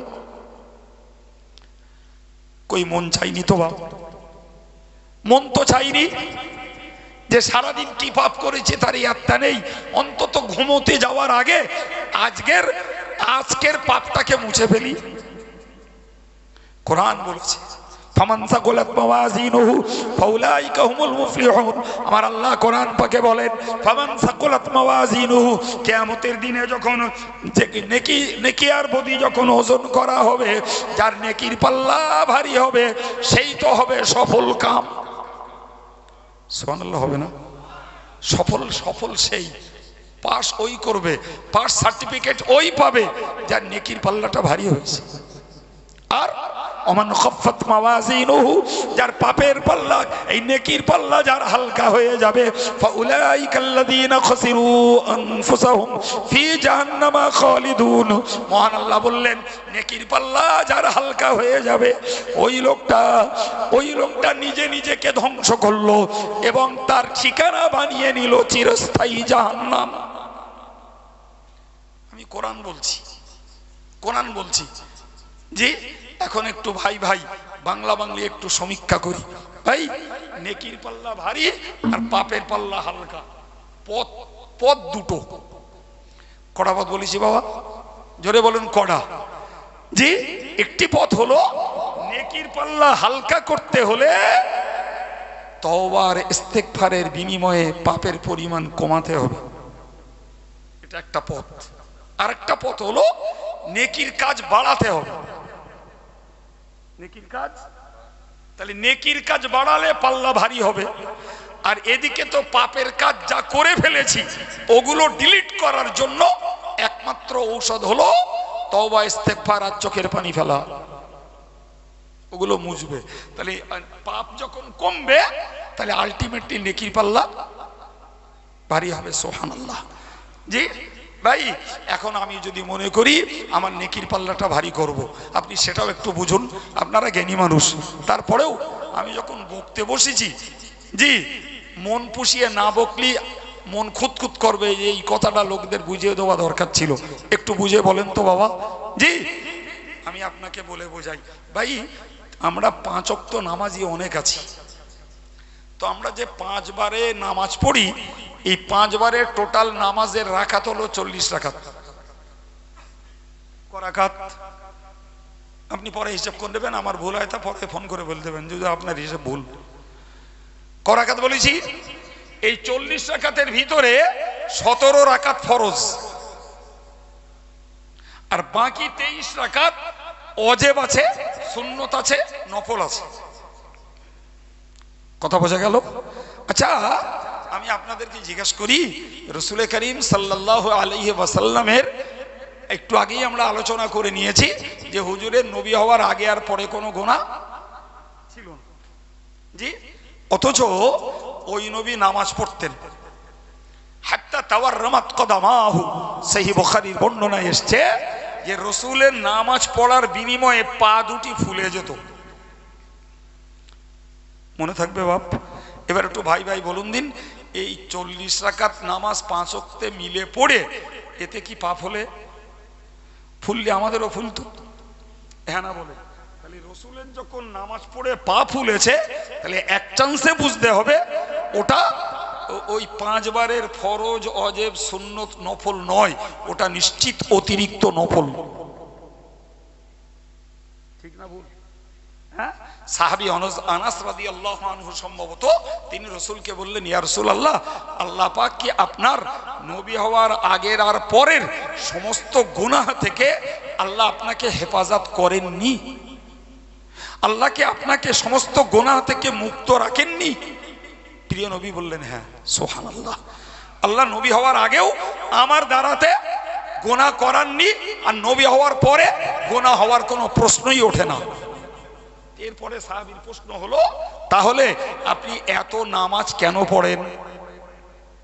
হুজুর তার জবাব দিয়ে বললেন, আফালা আকুনু আবদান শাকুরা, আমি কি হব না ওই আল্লাহর কৃতজ্ঞ বান্দা, ওই আল্লাহর অনুগত বান্দা হব না যে আল্লাহ দয়া করে, অনুগ্রহ করে, মেহেরবানি করে আমাকে গুনাহ থেকে মুক্ত রেখেছে? আমি কি ওই আল্লাহর কৃতজ্ঞতা প্রকাশ করতে যে আল্লাহকে খুশি করার সবথেকে শ্রেষ্ঠ ইবাদত হলো নামাজ, এই নামাজকে একটু বেশি করে পড়বো না? সুতরাং আমি বেশি করে নামাজ পড়ি, আমার আল্লাহ আমাকে গুনাহ থেকে হেফাজত করেছেন, তার কৃতজ্ঞতা স্বরূপ আল্লাহকে থ্যাঙ্কস জানাই, আল্লাহকে শুকরিয়া জানাই যে আল্লাহ তুমি আমাকে গুনাহ থেকে বাঁচিয়েছো, তার জন্য তোমার শুকরিয়া জানাচ্ছি নামাজ পড়ে। রাগ করেন না বাবু, যে আর আমাকেও কিছু ভাবারও দরকার নেই, পেলেন গল্প ছলে বলছি, একটু দয়া করে বলবেন ভাই, আমরা না হয় গুনাহ থেকে মুক্ত নই, কিন্তু একটা কথা বলবেন, আমরা যে মুহূর্তে এই গভীর রাতে যে এই জলসা শুনছি, কোরআন হাদিসের বয়ান শুনছি, সত্য করে বলুন তো, এই মুহূর্তে দেশের হাজার হাজার হসপিটালে লক্ষ লক্ষ মানুষ তারা মরণের সঙ্গে কষ্ট পাচ্ছে, আছে না নাই? হ্যাঁ, সার্জিক্যাল বিভাগে কাতরাচ্ছে, এমার্জেন্সি বিভাগে কত রোগী সেখানে টানা নিঃশ্বাস ফেলছে। ঠিক বলছি না ভুল বলছি? জীবনে কোনোদিন মনে করেছেন আল্লাহ তোমার মেহেরবানি, তোমার দয়া, তুমি রোগ দিয়েছো, আল্লাহ সর্দি দিয়েছো, জ্বর দিয়েছো, সুগার দিয়েছো, আমাশা দিয়েছো, পেটনামা দিয়েছো, ওগুলো নিত্য সঙ্গী হয়েই থাকে। আল্লাহ তুমি আমাকে হসপিটালের বেডে রেস্টে ফেলে রাখোনি, তার থেকে আমি অনেক সুস্থ, এর জন্য 2 রাকাত নফল নামাজ পড়ছি। কজন পড়েছেন জীবনে? একটু হাত তুলে একবার দেখাবেন।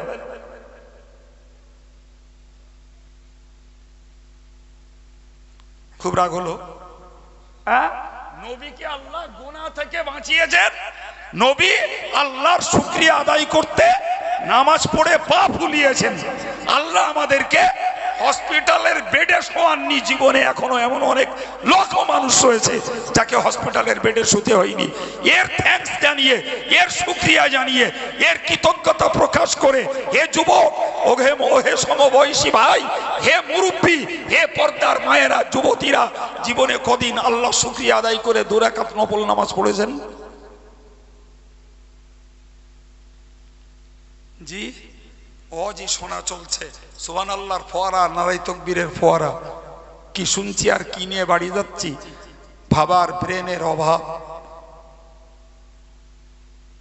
খুব খারাপ লাগলো। হ্যাঁ, ইস, আমি কি বলতে যে কথা বললাম? জি, আমি বলতেছিলাম বাবু, আমার নবী গোনা মুক্ত, আল্লাহ শুকরিয়া আদায় করতে নফল নামাজ পড়ে পাপ ফলালেন। আল্লাহ আমাদেরকে আহামরি বৃহৎ রোগ মুক্ত করেছেন, তার জন্য আমরা শুকরিয়া নামাজ পড়িনি। জি, কেমনে আমাদের নেকির পাল্লা ভারী হবে বাপ? 17 রাকাত ফরজ নামাজ বাড়া কমার জায়গা নাই, 3 রাকাত ওয়াজিব নামাজ বাড়া কমার জায়গা নাই, বাকি একটু মিলিয়ে নেন না কেন ভাইরা আমার, 10 রাকাত সুন্নত নামাজ বাড়া কমার জায়গা নাই, বাকি 10 রাকাত নফল নামাজ বাড়া কমার জায়গা নাই। ও ভাইরা আমার, আমি আপনার কাছে বিনয়ের সঙ্গে বলবো, একটু বলুন না, যদি নেকির পাল্লা ভারী করতে হয় তাহলে আমাদেরকে বাড়াতে হবে নফল নামাজের পরিমাণ। কিন্তু এমন একটা পিরিয়ডে আমরা এসে পড়েছি বাবু, সত্যি কথাটা বলতে গেলি, বড় বড় আলেম মাওলানা, আমি সমালোচনার জন্য বলছি না, বাস্তবটা বলছি, এরা নফল পড়ে না, এরা মনে করে ফরজ পড়েছি দ্যাটস এনাফ, আবার কি নফল পড়ে না। তাদের দলীয় লোকেরা নফল পড়ে না। আজকের আমার ইয়াং ছেলেরা, এরা আধুনিক কালে এসে 5 ওয়াক্ত তো পড়ে না, জুমার দিনটা যায়, জি জুমার দিনটা যায়, জুমার ফরজ নামাজ শেষ, কিছু ফতোয়া আমদানি করেছে, সম্মিলিত দোয়া করা বেদাত বলে দোয়া বাদ দিয়ে ঠায় বসে থাকলো। আবার কিছু আছে দোয়াটা শেষ, ভিড় ভিড় করে মসজিদ থেকে বেরিয়ে গেল। কিরা বলবো, আমি সুন্দরবনের জঙ্গলের গল্প বলতিস নাকি? হ্যাঁ, রয়েছে কারা, কিছু আধ বুড়ো, পন বুড়ো, ফুল বুড়ো, এরম টাইপের লোকগুলো রয়েছে। বাকি সুন্নত, বাকি বাদাল জমা, আখিরি জোহর, সুন্নতুল ওয়াক্ত এবং নফলটা পড়বে। ইমাম সাহেব শেষ বেলায় হয় এমনি দোয়া অথবা একটু সবরেসানি করবে, শরিক হয়ে তাই বাড়ি যাবে। এটাই ছিল আমাদের গা গ্রামের জুমার দিনের প্রথা। আজকের ভিড় ভিড় করে চলে যাচ্ছে, নেকির পাল্লা বেড়ে যাচ্ছে, বলে নেকির পাল্লা বেড়ে যাচ্ছে। কোরআন বললো ওয়াসাব্বিহুহু বুকরাতাম ওয়া আসীলা, তোমরা সকাল সন্ধ্যাতে আল্লাহর নামে তাসবিহ পড়ো। তাসবিহর নাম, তাসবিহ হলো সুবহানাল্লাহ, তাহমিদ হলো আলহামদুলিল্লাহ, তাকবীর হলো আল্লাহু আকবার, তাহলিল হলো লা ইলাহা ইল্লাল্লাহ। সবকটা জানি আমরা, জানি না? জানি না, জোরে বলুন, জানি না? জানি না। জি, আপনি 3 ভাগে পড়ুন, সুবহানাল্লাহ, আলহামদুলিল্লাহ, লা ইলাহা ইল্লাল্লাহ, আল্লাহু আকবার। একটা প্রসেস, আর একটা প্রসেস, সুবহানাল্লাহি ওয়াল হামদুলিল্লাহি ওয়া লা ইলাহা ইল্লাল্লাহু আল্লাহু আকবার। আর একটা প্রসেস, সুবহানাল্লাহ, আলহামদুলিল্লাহ, লা ইলাহা ইল্লাল্লাহ, আল্লাহু আকবার। 3টি একই কালাম, পড়ার প্রসেসিং 3 রকম। জি, পড়ার টাইম ইন্ডিকেট করেছেন আল্লাহ, সময় নিশ্চিত করেছেন আল্লাহ, বাদ মাগরিব আর বাদ ফজর। আমাদের সিস্টেম মাগরিব পড়ে হাটে, ফজর পড়ে মাঠে, এশা পড়ে খাটে। নেকির পাল্লা কিসি বাড়ছে? বলেন বাপ, বলেন। আমি তো আগেই বলেছি, আমি আপনার মতন আসামি, আমি অজ করে আদেশ করতে বসিনি আপনাদের, ভাই ভাই একটু সমীক্ষা করছি। তাহলে নফল নামাজ পড়বো না, নফল জিকির করব না, নফল তাসবিহ পড়বো না, কোরআন শরীফ পড়তে পারি না, সুতরাং পড়ার প্রশ্ন ওঠে না।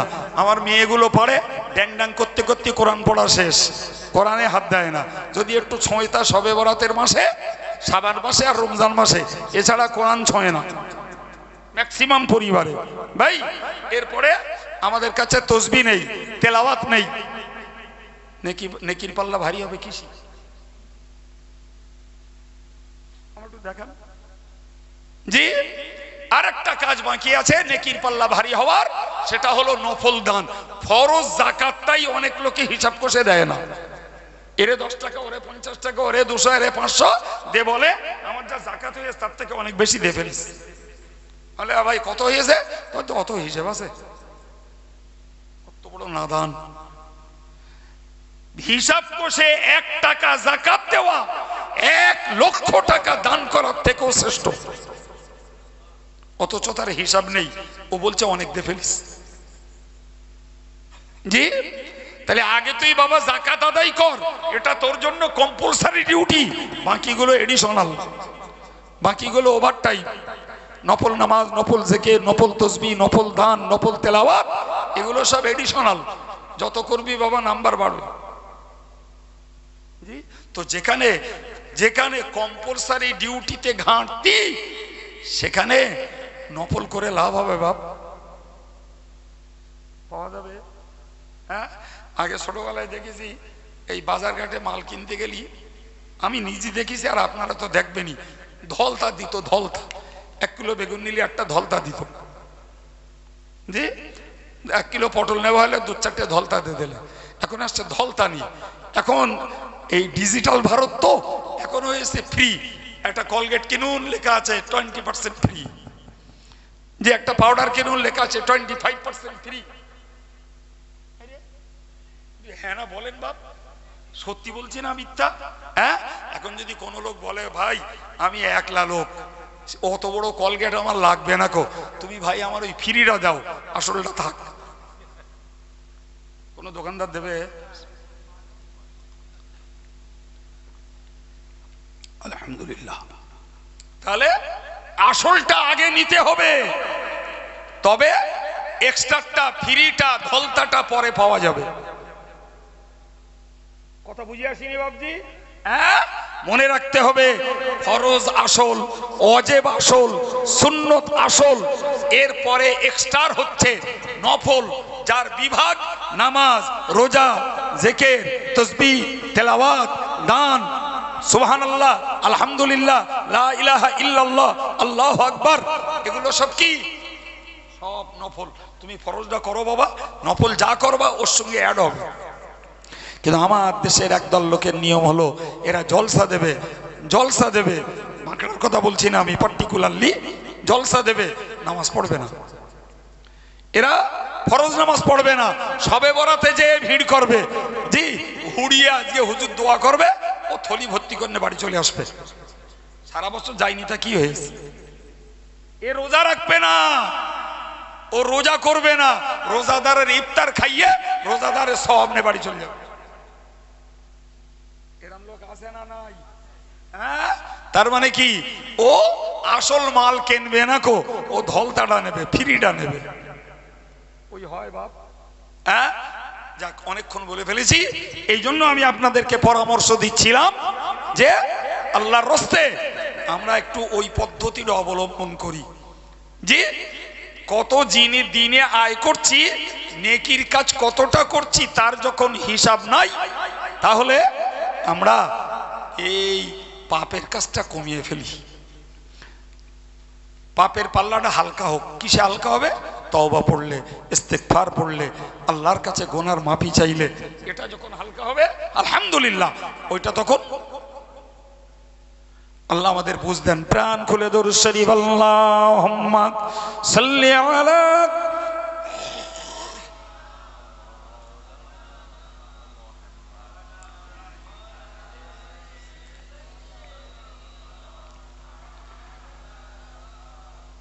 সম্মানিত ভাইরা, ছোট্ট আর একটা কথা বলি ভাই। হাদিস শরীফে এসেছে, রাসূলুল্লাহ বলেছেন, ইন্না আওলান নাস বিয়াউমাল কিয়ামাতি আকসারু আলাইহি সালাতান আও কামা ক্বালা আলাইহিস সালাম।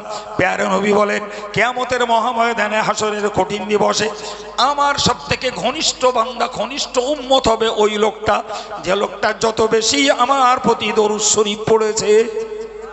আর একটু মন খুলে বলুন, যিনি যত বেশি দরুদ পড়বেন, তিনি কিয়ামতের দিনে রাসূলের তত ঘনিষ্ঠ হবেন। আল্লাহু আকবার। ওটাও একটা নফল ইবাদত। জীবনে নবীর নাম শুনলে একবার দরুদ পড়া ফরজ। একবার দরুদ পড়া। কোন ওলামারা বলেছেন, এক মজলিসে বসে যখন প্রথমবারে নবীর নাম শোনা হবে, তখন একবার দরুদ পড়া ওয়াজিব, বাকি যতবার শোনা হবে ততবার মুস্তাহাব। ভাই, এরপরেও মজলিসে বসে আমাদের দরুদ পড়ানোর জন্য হ্যান্ডেল মারতে হয়। বাবা পড়ুন, একটু জোরে পড়ুন, কি ভাই পেছনের ভাইরা পড়ুন। বলতে হয় না, হয় না? হ্যাঁ, ও সুবহানাল্লাহ বললেও এরকম হয়। জি, এখন আপনি বলুন, আমি বাস্তব বলছি ভাই, যে দরুদ বেশি করে পড়লে আমাদের এই পুরস্কার জুটবে যে আমরা রাসূলুল্লাহর কাছাকাছি কিয়ামতের দিনে, হাসরের দিনে জায়গা পাবো।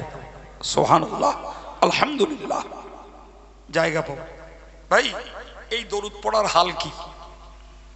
দরুদ পড়ার হাল হলো ভাই, নামাজের ভিতরে আমরা এই বৈঠক করি, তো বৈঠকে আত্তাহিয়াতু পড়ি আর দরুদ শরীফ পড়ি। তো আত্তাহিয়াতুর মধ্যে রয়েছে নবীকে সালাম, আসসালামু আলাইকা আইয়ুহান নবী, ওগো নবী তোমার প্রতি আল্লাহর শান্তি বর্ষিত হোক, ও রহমাতুল্লাহ আল্লাহর রহমত হোক, ও বারাকাতুহু আল্লাহ পাকের প্রাচুর্যতা তোমার প্রতি নাজিল হোক। সুবহানাল্লাহ। এরপরে যে বলছি আল্লাহুম্মা সাল্লি আলা মুহাম্মাদিন ওয়া আলা আলি মুহাম্মাদিন কামা সাল্লাইতা আলা ইব্রাহিম ওয়া আলা আলি ইব্রাহিম ইন্নাকা হামিদুম মাজিদ। এর নাম দরুদ। এর নাম কি? তাহলে এই দরুদ শরীফ নামাজের মধ্যে পড়া হলো সুন্নাত। তাশাহুদ যেটাকে আমরা বলি তাহিয়াতু, ওইটা পড়া ওয়াজিব। আর এই দরুদ শরীফ পড়া কি বলেছি? জোরে বলেন।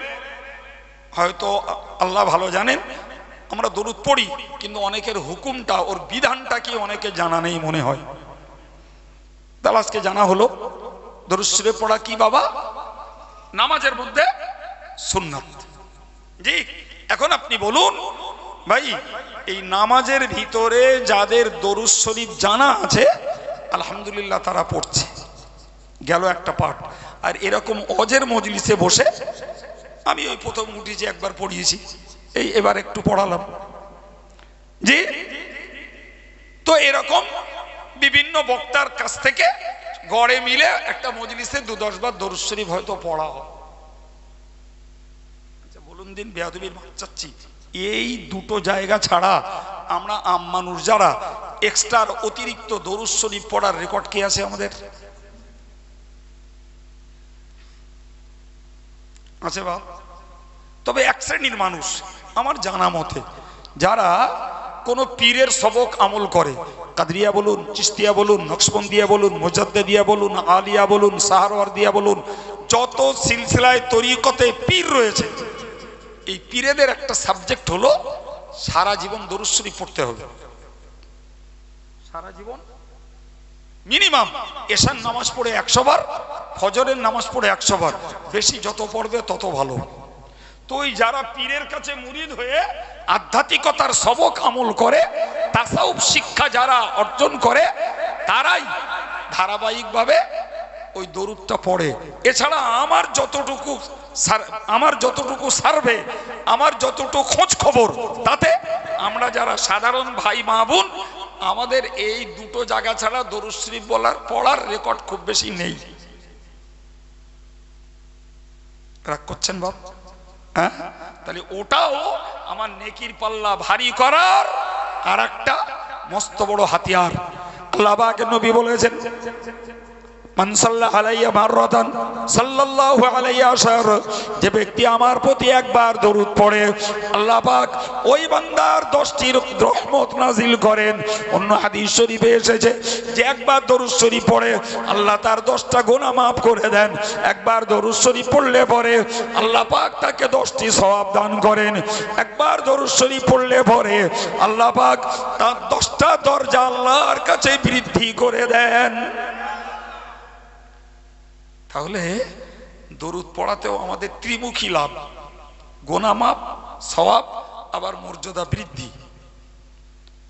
ভাইরা, বাবাজিরা, ছেলেরা, মেয়েরা, মায়েরা, সবের কাছে আমি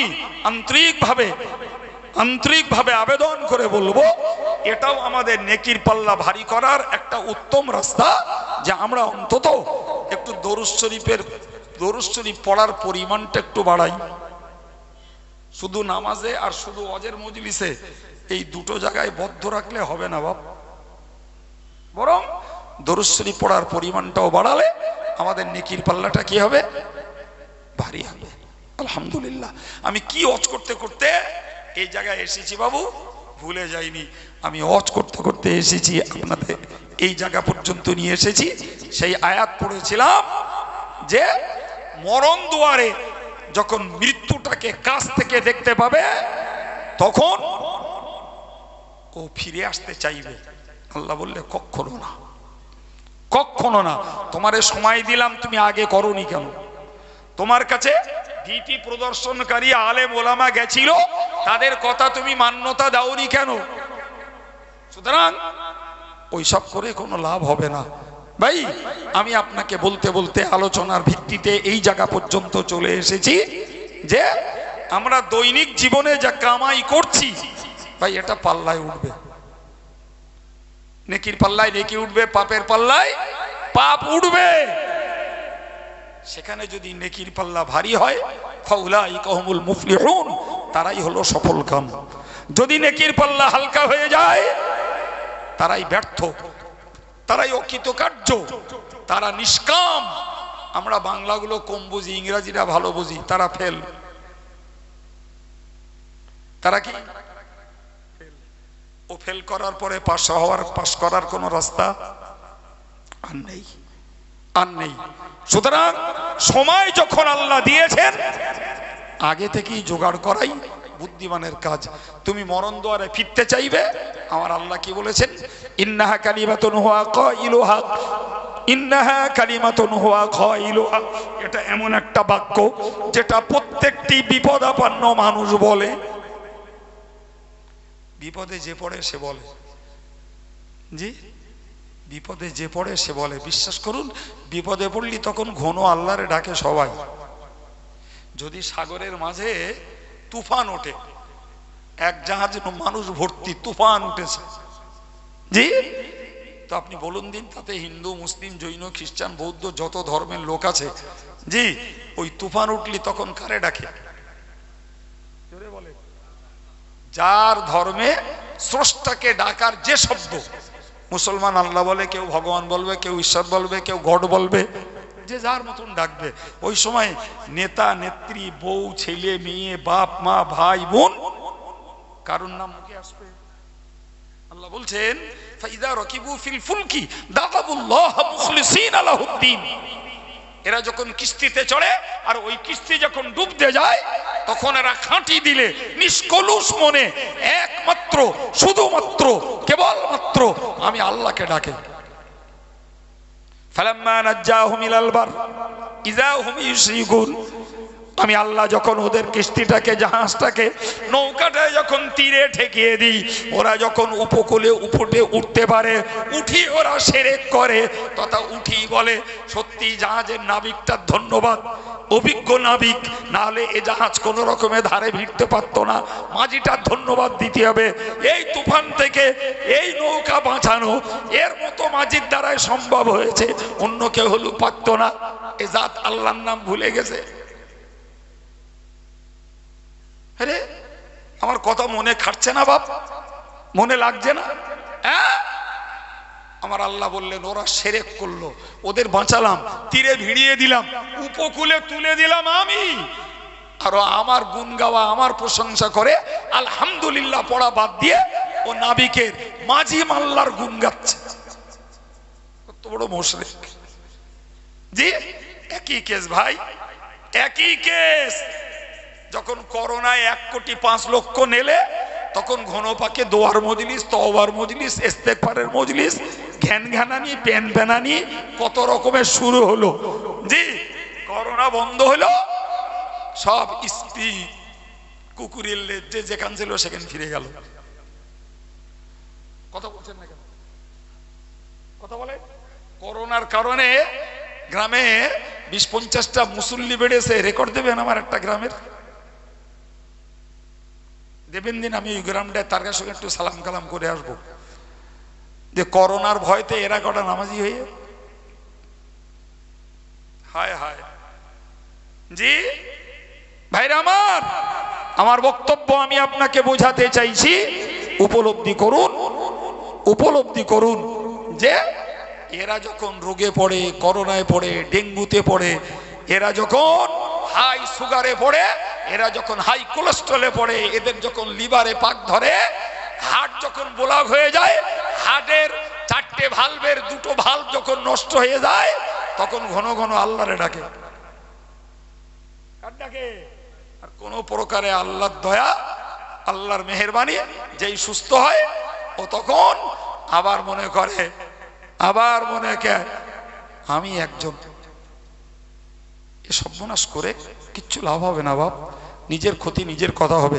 আল্লাহ বললেন, বান্দা তুই শোন, তুই আজকে চাচ্ছিস ফিরে আসবি না, আমি ওয়ারাইহিম বারযাখুন ইলা ইয়াউমি ইউবাসুন, তোর এই আর্তনাদ যাতনা এই কাতরানির পরে তোর জন্য রয়েছে একটা পর্দার জগৎ, যার নাম কবর জগৎ। সাহিত্যের ভাষায় ওই জায়গাটার নাম মধ্য জগৎ। দ্যাট মিন্স ওটা দুনিয়ার শেষ, আর ওইখানটা থেকে যখন বেরোবি তখন আখিরাতের শুরু। এর নাম মধ্য জগৎ, এর নাম কবর জগৎ। একই কোরআনের ভাষায় বলা হয় আলামে বারযাখ। এটা দুনিয়ার শেষ, আর ইসরাফিলের সিংহা ফুৎকার পর্যন্ত এই পিরিয়ড চলবে। জি, সুতরাং সময় এইটুকু, সময় এইটুকু, যতক্ষণ সজ্ঞানে সুস্থ আছি ততক্ষণ আমাদের সময়। জি প্রিয় ভাইরা আমার, আমার সময় পেরিয়ে গেছে, হুজুর আসবেন, আমি মাইক ছাড়বো। তার আগে আপনাদেরকে আরো একটা হাদিস আমি শুনিয়ে দিচ্ছি। قال النبي صلى الله عليه وسلم نعمتان مغبونون فيهما كثير من الناس। হুজুর বলেছেন, ও সাহাবীরা তোমরা মনে রেখে দাও, ও উম্মতে মুসলিমা তোমরা মনে রাখো, তোমাদের জন্য দুটো নেয়ামত এমন রয়েছে যে দুটোতে অধিকাংশ নারী পুরুষ, জোয়ান যুবক প্রবীণ ধোঁকা খায়, প্রতারিত হয়, সহজ কথায় ভুল করে। আবার বলছি, দুটো নেয়ামত আমি আল্লাহ এমন দিয়েছি যে দুটিতে অধিকাংশ নারী পুরুষ জোয়ান প্রবীণ ভুল করে, অথচ আমার দেওয়া নিয়ামত নাম্বার 1 as-সিহাত, নাম্বার 2 আল-ফারাগ। সহিহ বুখারী মুসলিমের বর্ণনা। জি রাসূলুল্লাহ বলেছেন, একটা আমার দেওয়া নিয়ামত হলো তোমাদের জীবনের সুস্থতা। সুবহানাল্লাহ বলুন, তোমাদের জীবনের, জোরে বলুন কি? মানুষ সুস্থতাকে মূল্য দেয় না।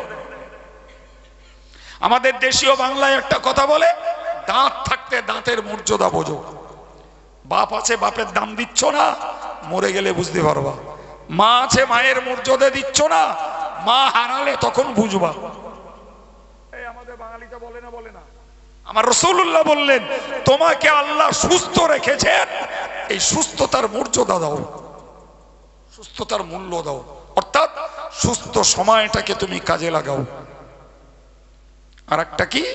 আর একটা হলো ফারাগ, অবসর। অবসর কাজের না, কাজের একটা মন্দা বাজার আছে, আছে না নাই? চাষিরও আছে, চাকরিজীবীরও আছে, আমি হজ করি আমারও আছে। বলেন বলেন বলেন। জি শ্রাবণ ভাদ্র মাসে হজ হয় না, ওটা আমার ফ্রি সময়। চাষিরা চাষবাস করে উঠে এলো, এক আধ মাস একটু সুযোগ পায়। চাকরিজীবীরা চাকরি করে, তারা ছুটি পায়, লম্বা লম্বা ছুটি পায় যখন, ওটা তার রিলিজ পিরিয়ড। ঠিক না ভুল? আমার আল্লাহ পাকের নবী বললেন, এই যে দুটো তোমাদের নিয়ামত, একটা সুস্থতা আর একটা অবসর। কি বলেছি জোরে বলুন, বাংলার কি বলেছি? একটা সুস্থতা আর একটা হলো অবসর, ফাঁক সময়। কথা বোঝা গেছে বাপ? হ্যাঁ, প্রিয় নবী বললেন এই দুটোতে মানুষ ধোঁকা খায়, তার মানে সুস্থ সময় বেকার কাটায়, অবসর সময় খেলিয়ে খাস নষ্ট করে। এরাই ঠকে যায়, এরা ভুল করে, এরা প্রতারিত হয়, এরাই ধোঁকা খায়। তার মানে তুমি সুস্থতার পিরিয়ডটাকে কাজে লাগাও, তাহলে অসুস্থ পিরিয়ডে তোমার আর আফসোস করতে হবে না। এখন ফাঁক আছে, এখন একটু কাজ করো, তাহলে তোমাকে কাজের ঝামেলায় তোমাকে আর ব্যতিব্যস্ত হতে হবে না। এই কথা ঠিক না ভুল? জি এখন সময় আছে, কিছু নেকি করে নাও না বাপ। পরে যখন কাজের চাপ পড়বে নেকি একটু কমলেও অসুবিধা হবে না।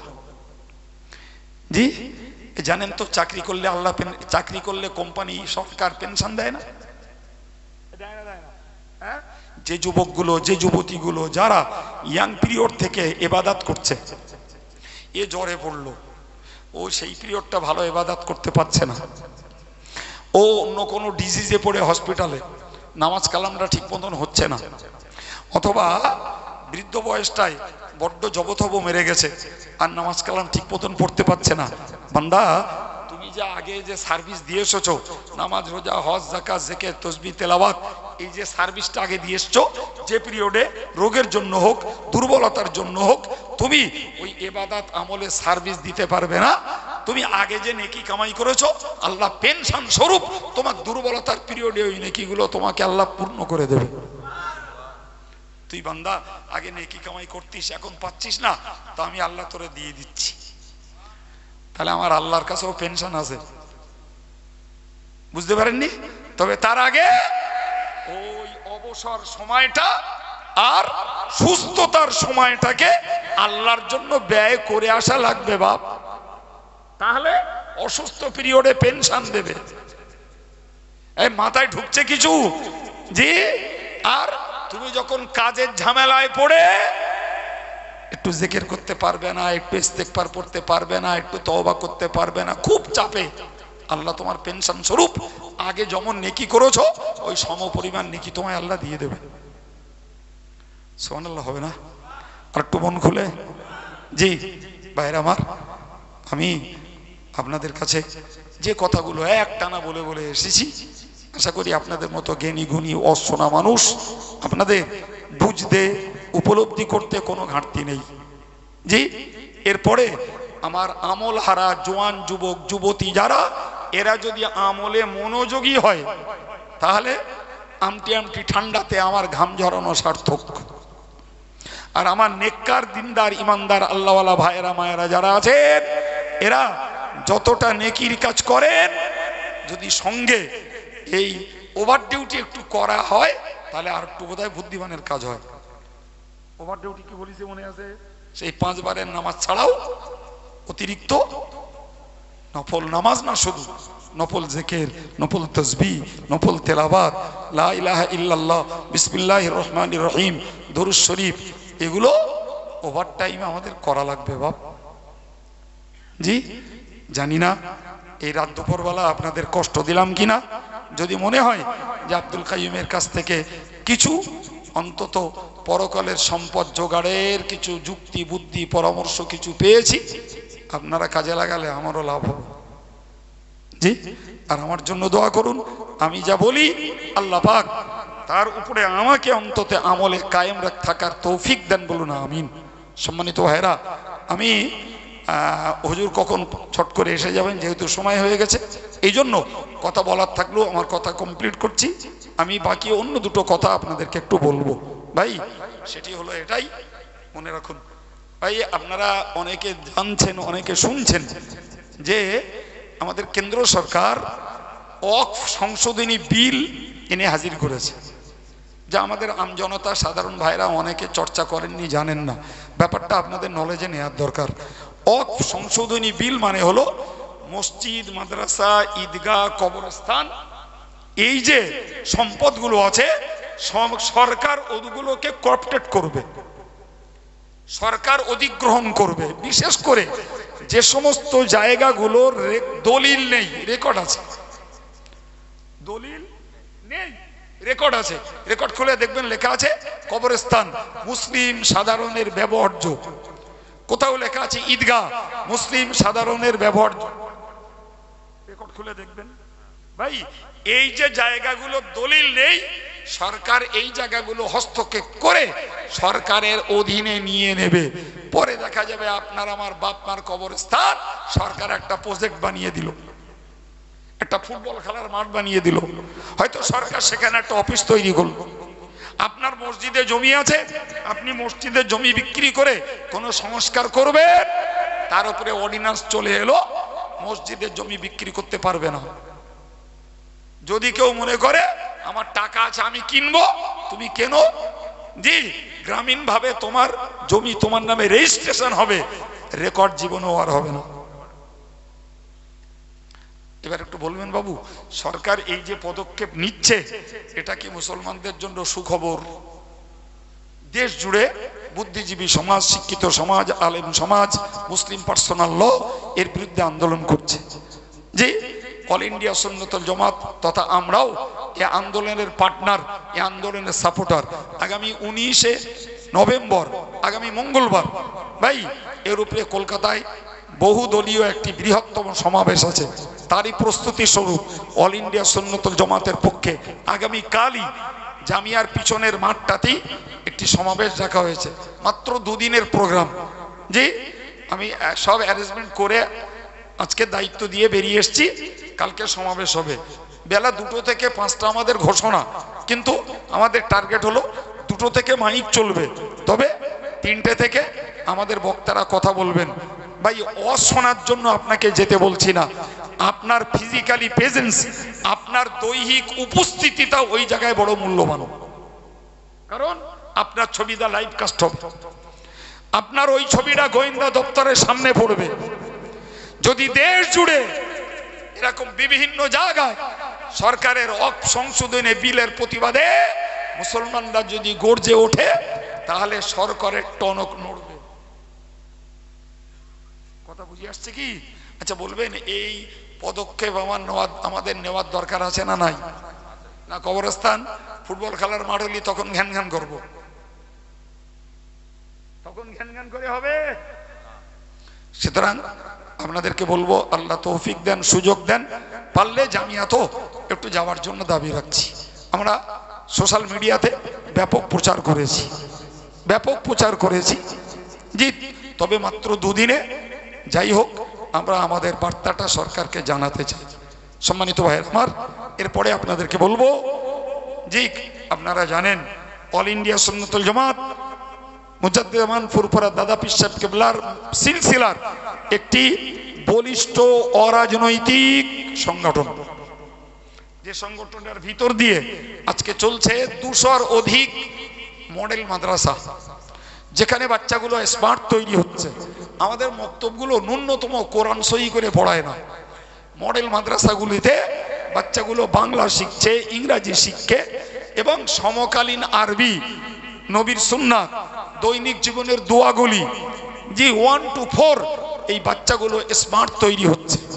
এই সংগঠনের প্রচেষ্টা কেরলের 10 নয়া নয়, যারা চালায় তাদের পয়সা, কিন্তু একটা আশাতীত উপকার আমরা এই শিশুদের কেজি স্কুল চালিয়ে আমরা উপলব্ধি করছি। যদিও আমার দেশের কিছু হিংসাত্মক মোল্লা মৌলবী এগুলো বলে বেড়াচ্ছে সাফি মুজাবের, জি 4 পর্যন্ত 10 বছর বয়স, কোনটা সাফি আর কোনটা হানাফি ওর বোঝার মতো পার্স হয়েছে। হ্যাঁ না বলেন জি, অথচ একদল চিটগুল লাগিয়ে যাচ্ছে আর একদল চেটে বেড়াচ্ছে, বলতে বাবা ও সাফি, ওতে যাওয়া যাবে না। জি, আমি জানি না এরা কবে ফতোয়া দেবে যে আইজ্যাক নিউটনের থিওরি পড়া যাবে না, আইনস্টাইনের থিওরি পড়া যাবে না, মাইকেল মধুসূদনের কবিতা পড়া যাবে না, রবীন্দ্রনাথের কবিতা পড়া যাবে না, সুকুমার রায়ের প্রবন্ধ পড়া যাবে না, কারণ ওরা সব নন মুসলিম, ও পড়লেই সব নন মুসলিম হয়ে যাবে।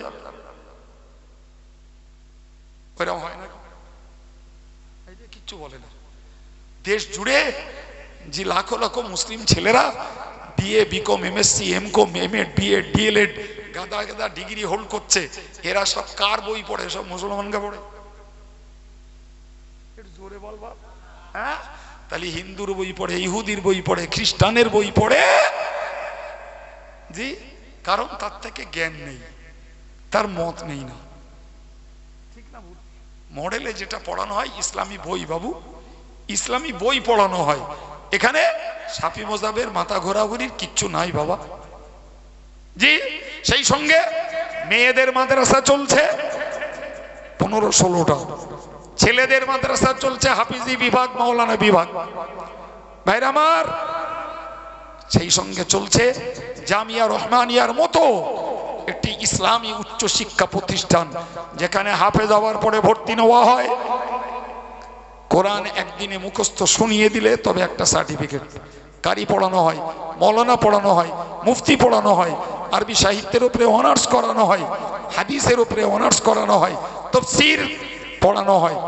ভাই প্রতিষ্ঠানটা 2023 সালে 1 বছর চালাতে খরচা হয়েছে 2,01,62,000 টাকা। টাকা আরবের নয়, আফ্রিকার নয়, আমেরিকার নয়, এ টাকা বাঙালি মুসলিম সমাজের, আমাদের দেশের। জি, আপনাদের কাছে দাবি করব এই প্রতিষ্ঠানটার জন্য দোয়া করুন। আপনাদের দানের পয়সা যেখানে দেন দেন, জামিয়া রহমানিয়া একটা অংশ পায়, সেদিকে একটু নজর রাখবেন। জি, সেই সঙ্গে বলবো অল ইন্ডিয়া সুন্নাতুল জামাতের একদম প্রথম প্রতিষ্ঠান আমার আব্বার রেখে যাওয়া বইকারা আদর্শ হিফজুল কোরআন ও রহমানিয়া হাই মাদ্রাসা, তার বাৎসরিক ইসালে সওয়াব আগামী 9 ও 10ই অঘ্রাণ, 9 তারিখে খতমে কোরআনের মজলিস, 10 তারিখে আসর থেকে রাত 12টা পর্যন্ত ইসালে সওয়াবের মাহফিল। আপনাদেরকে দাওয়াত দিচ্ছি, পারলে একটু যাবেন।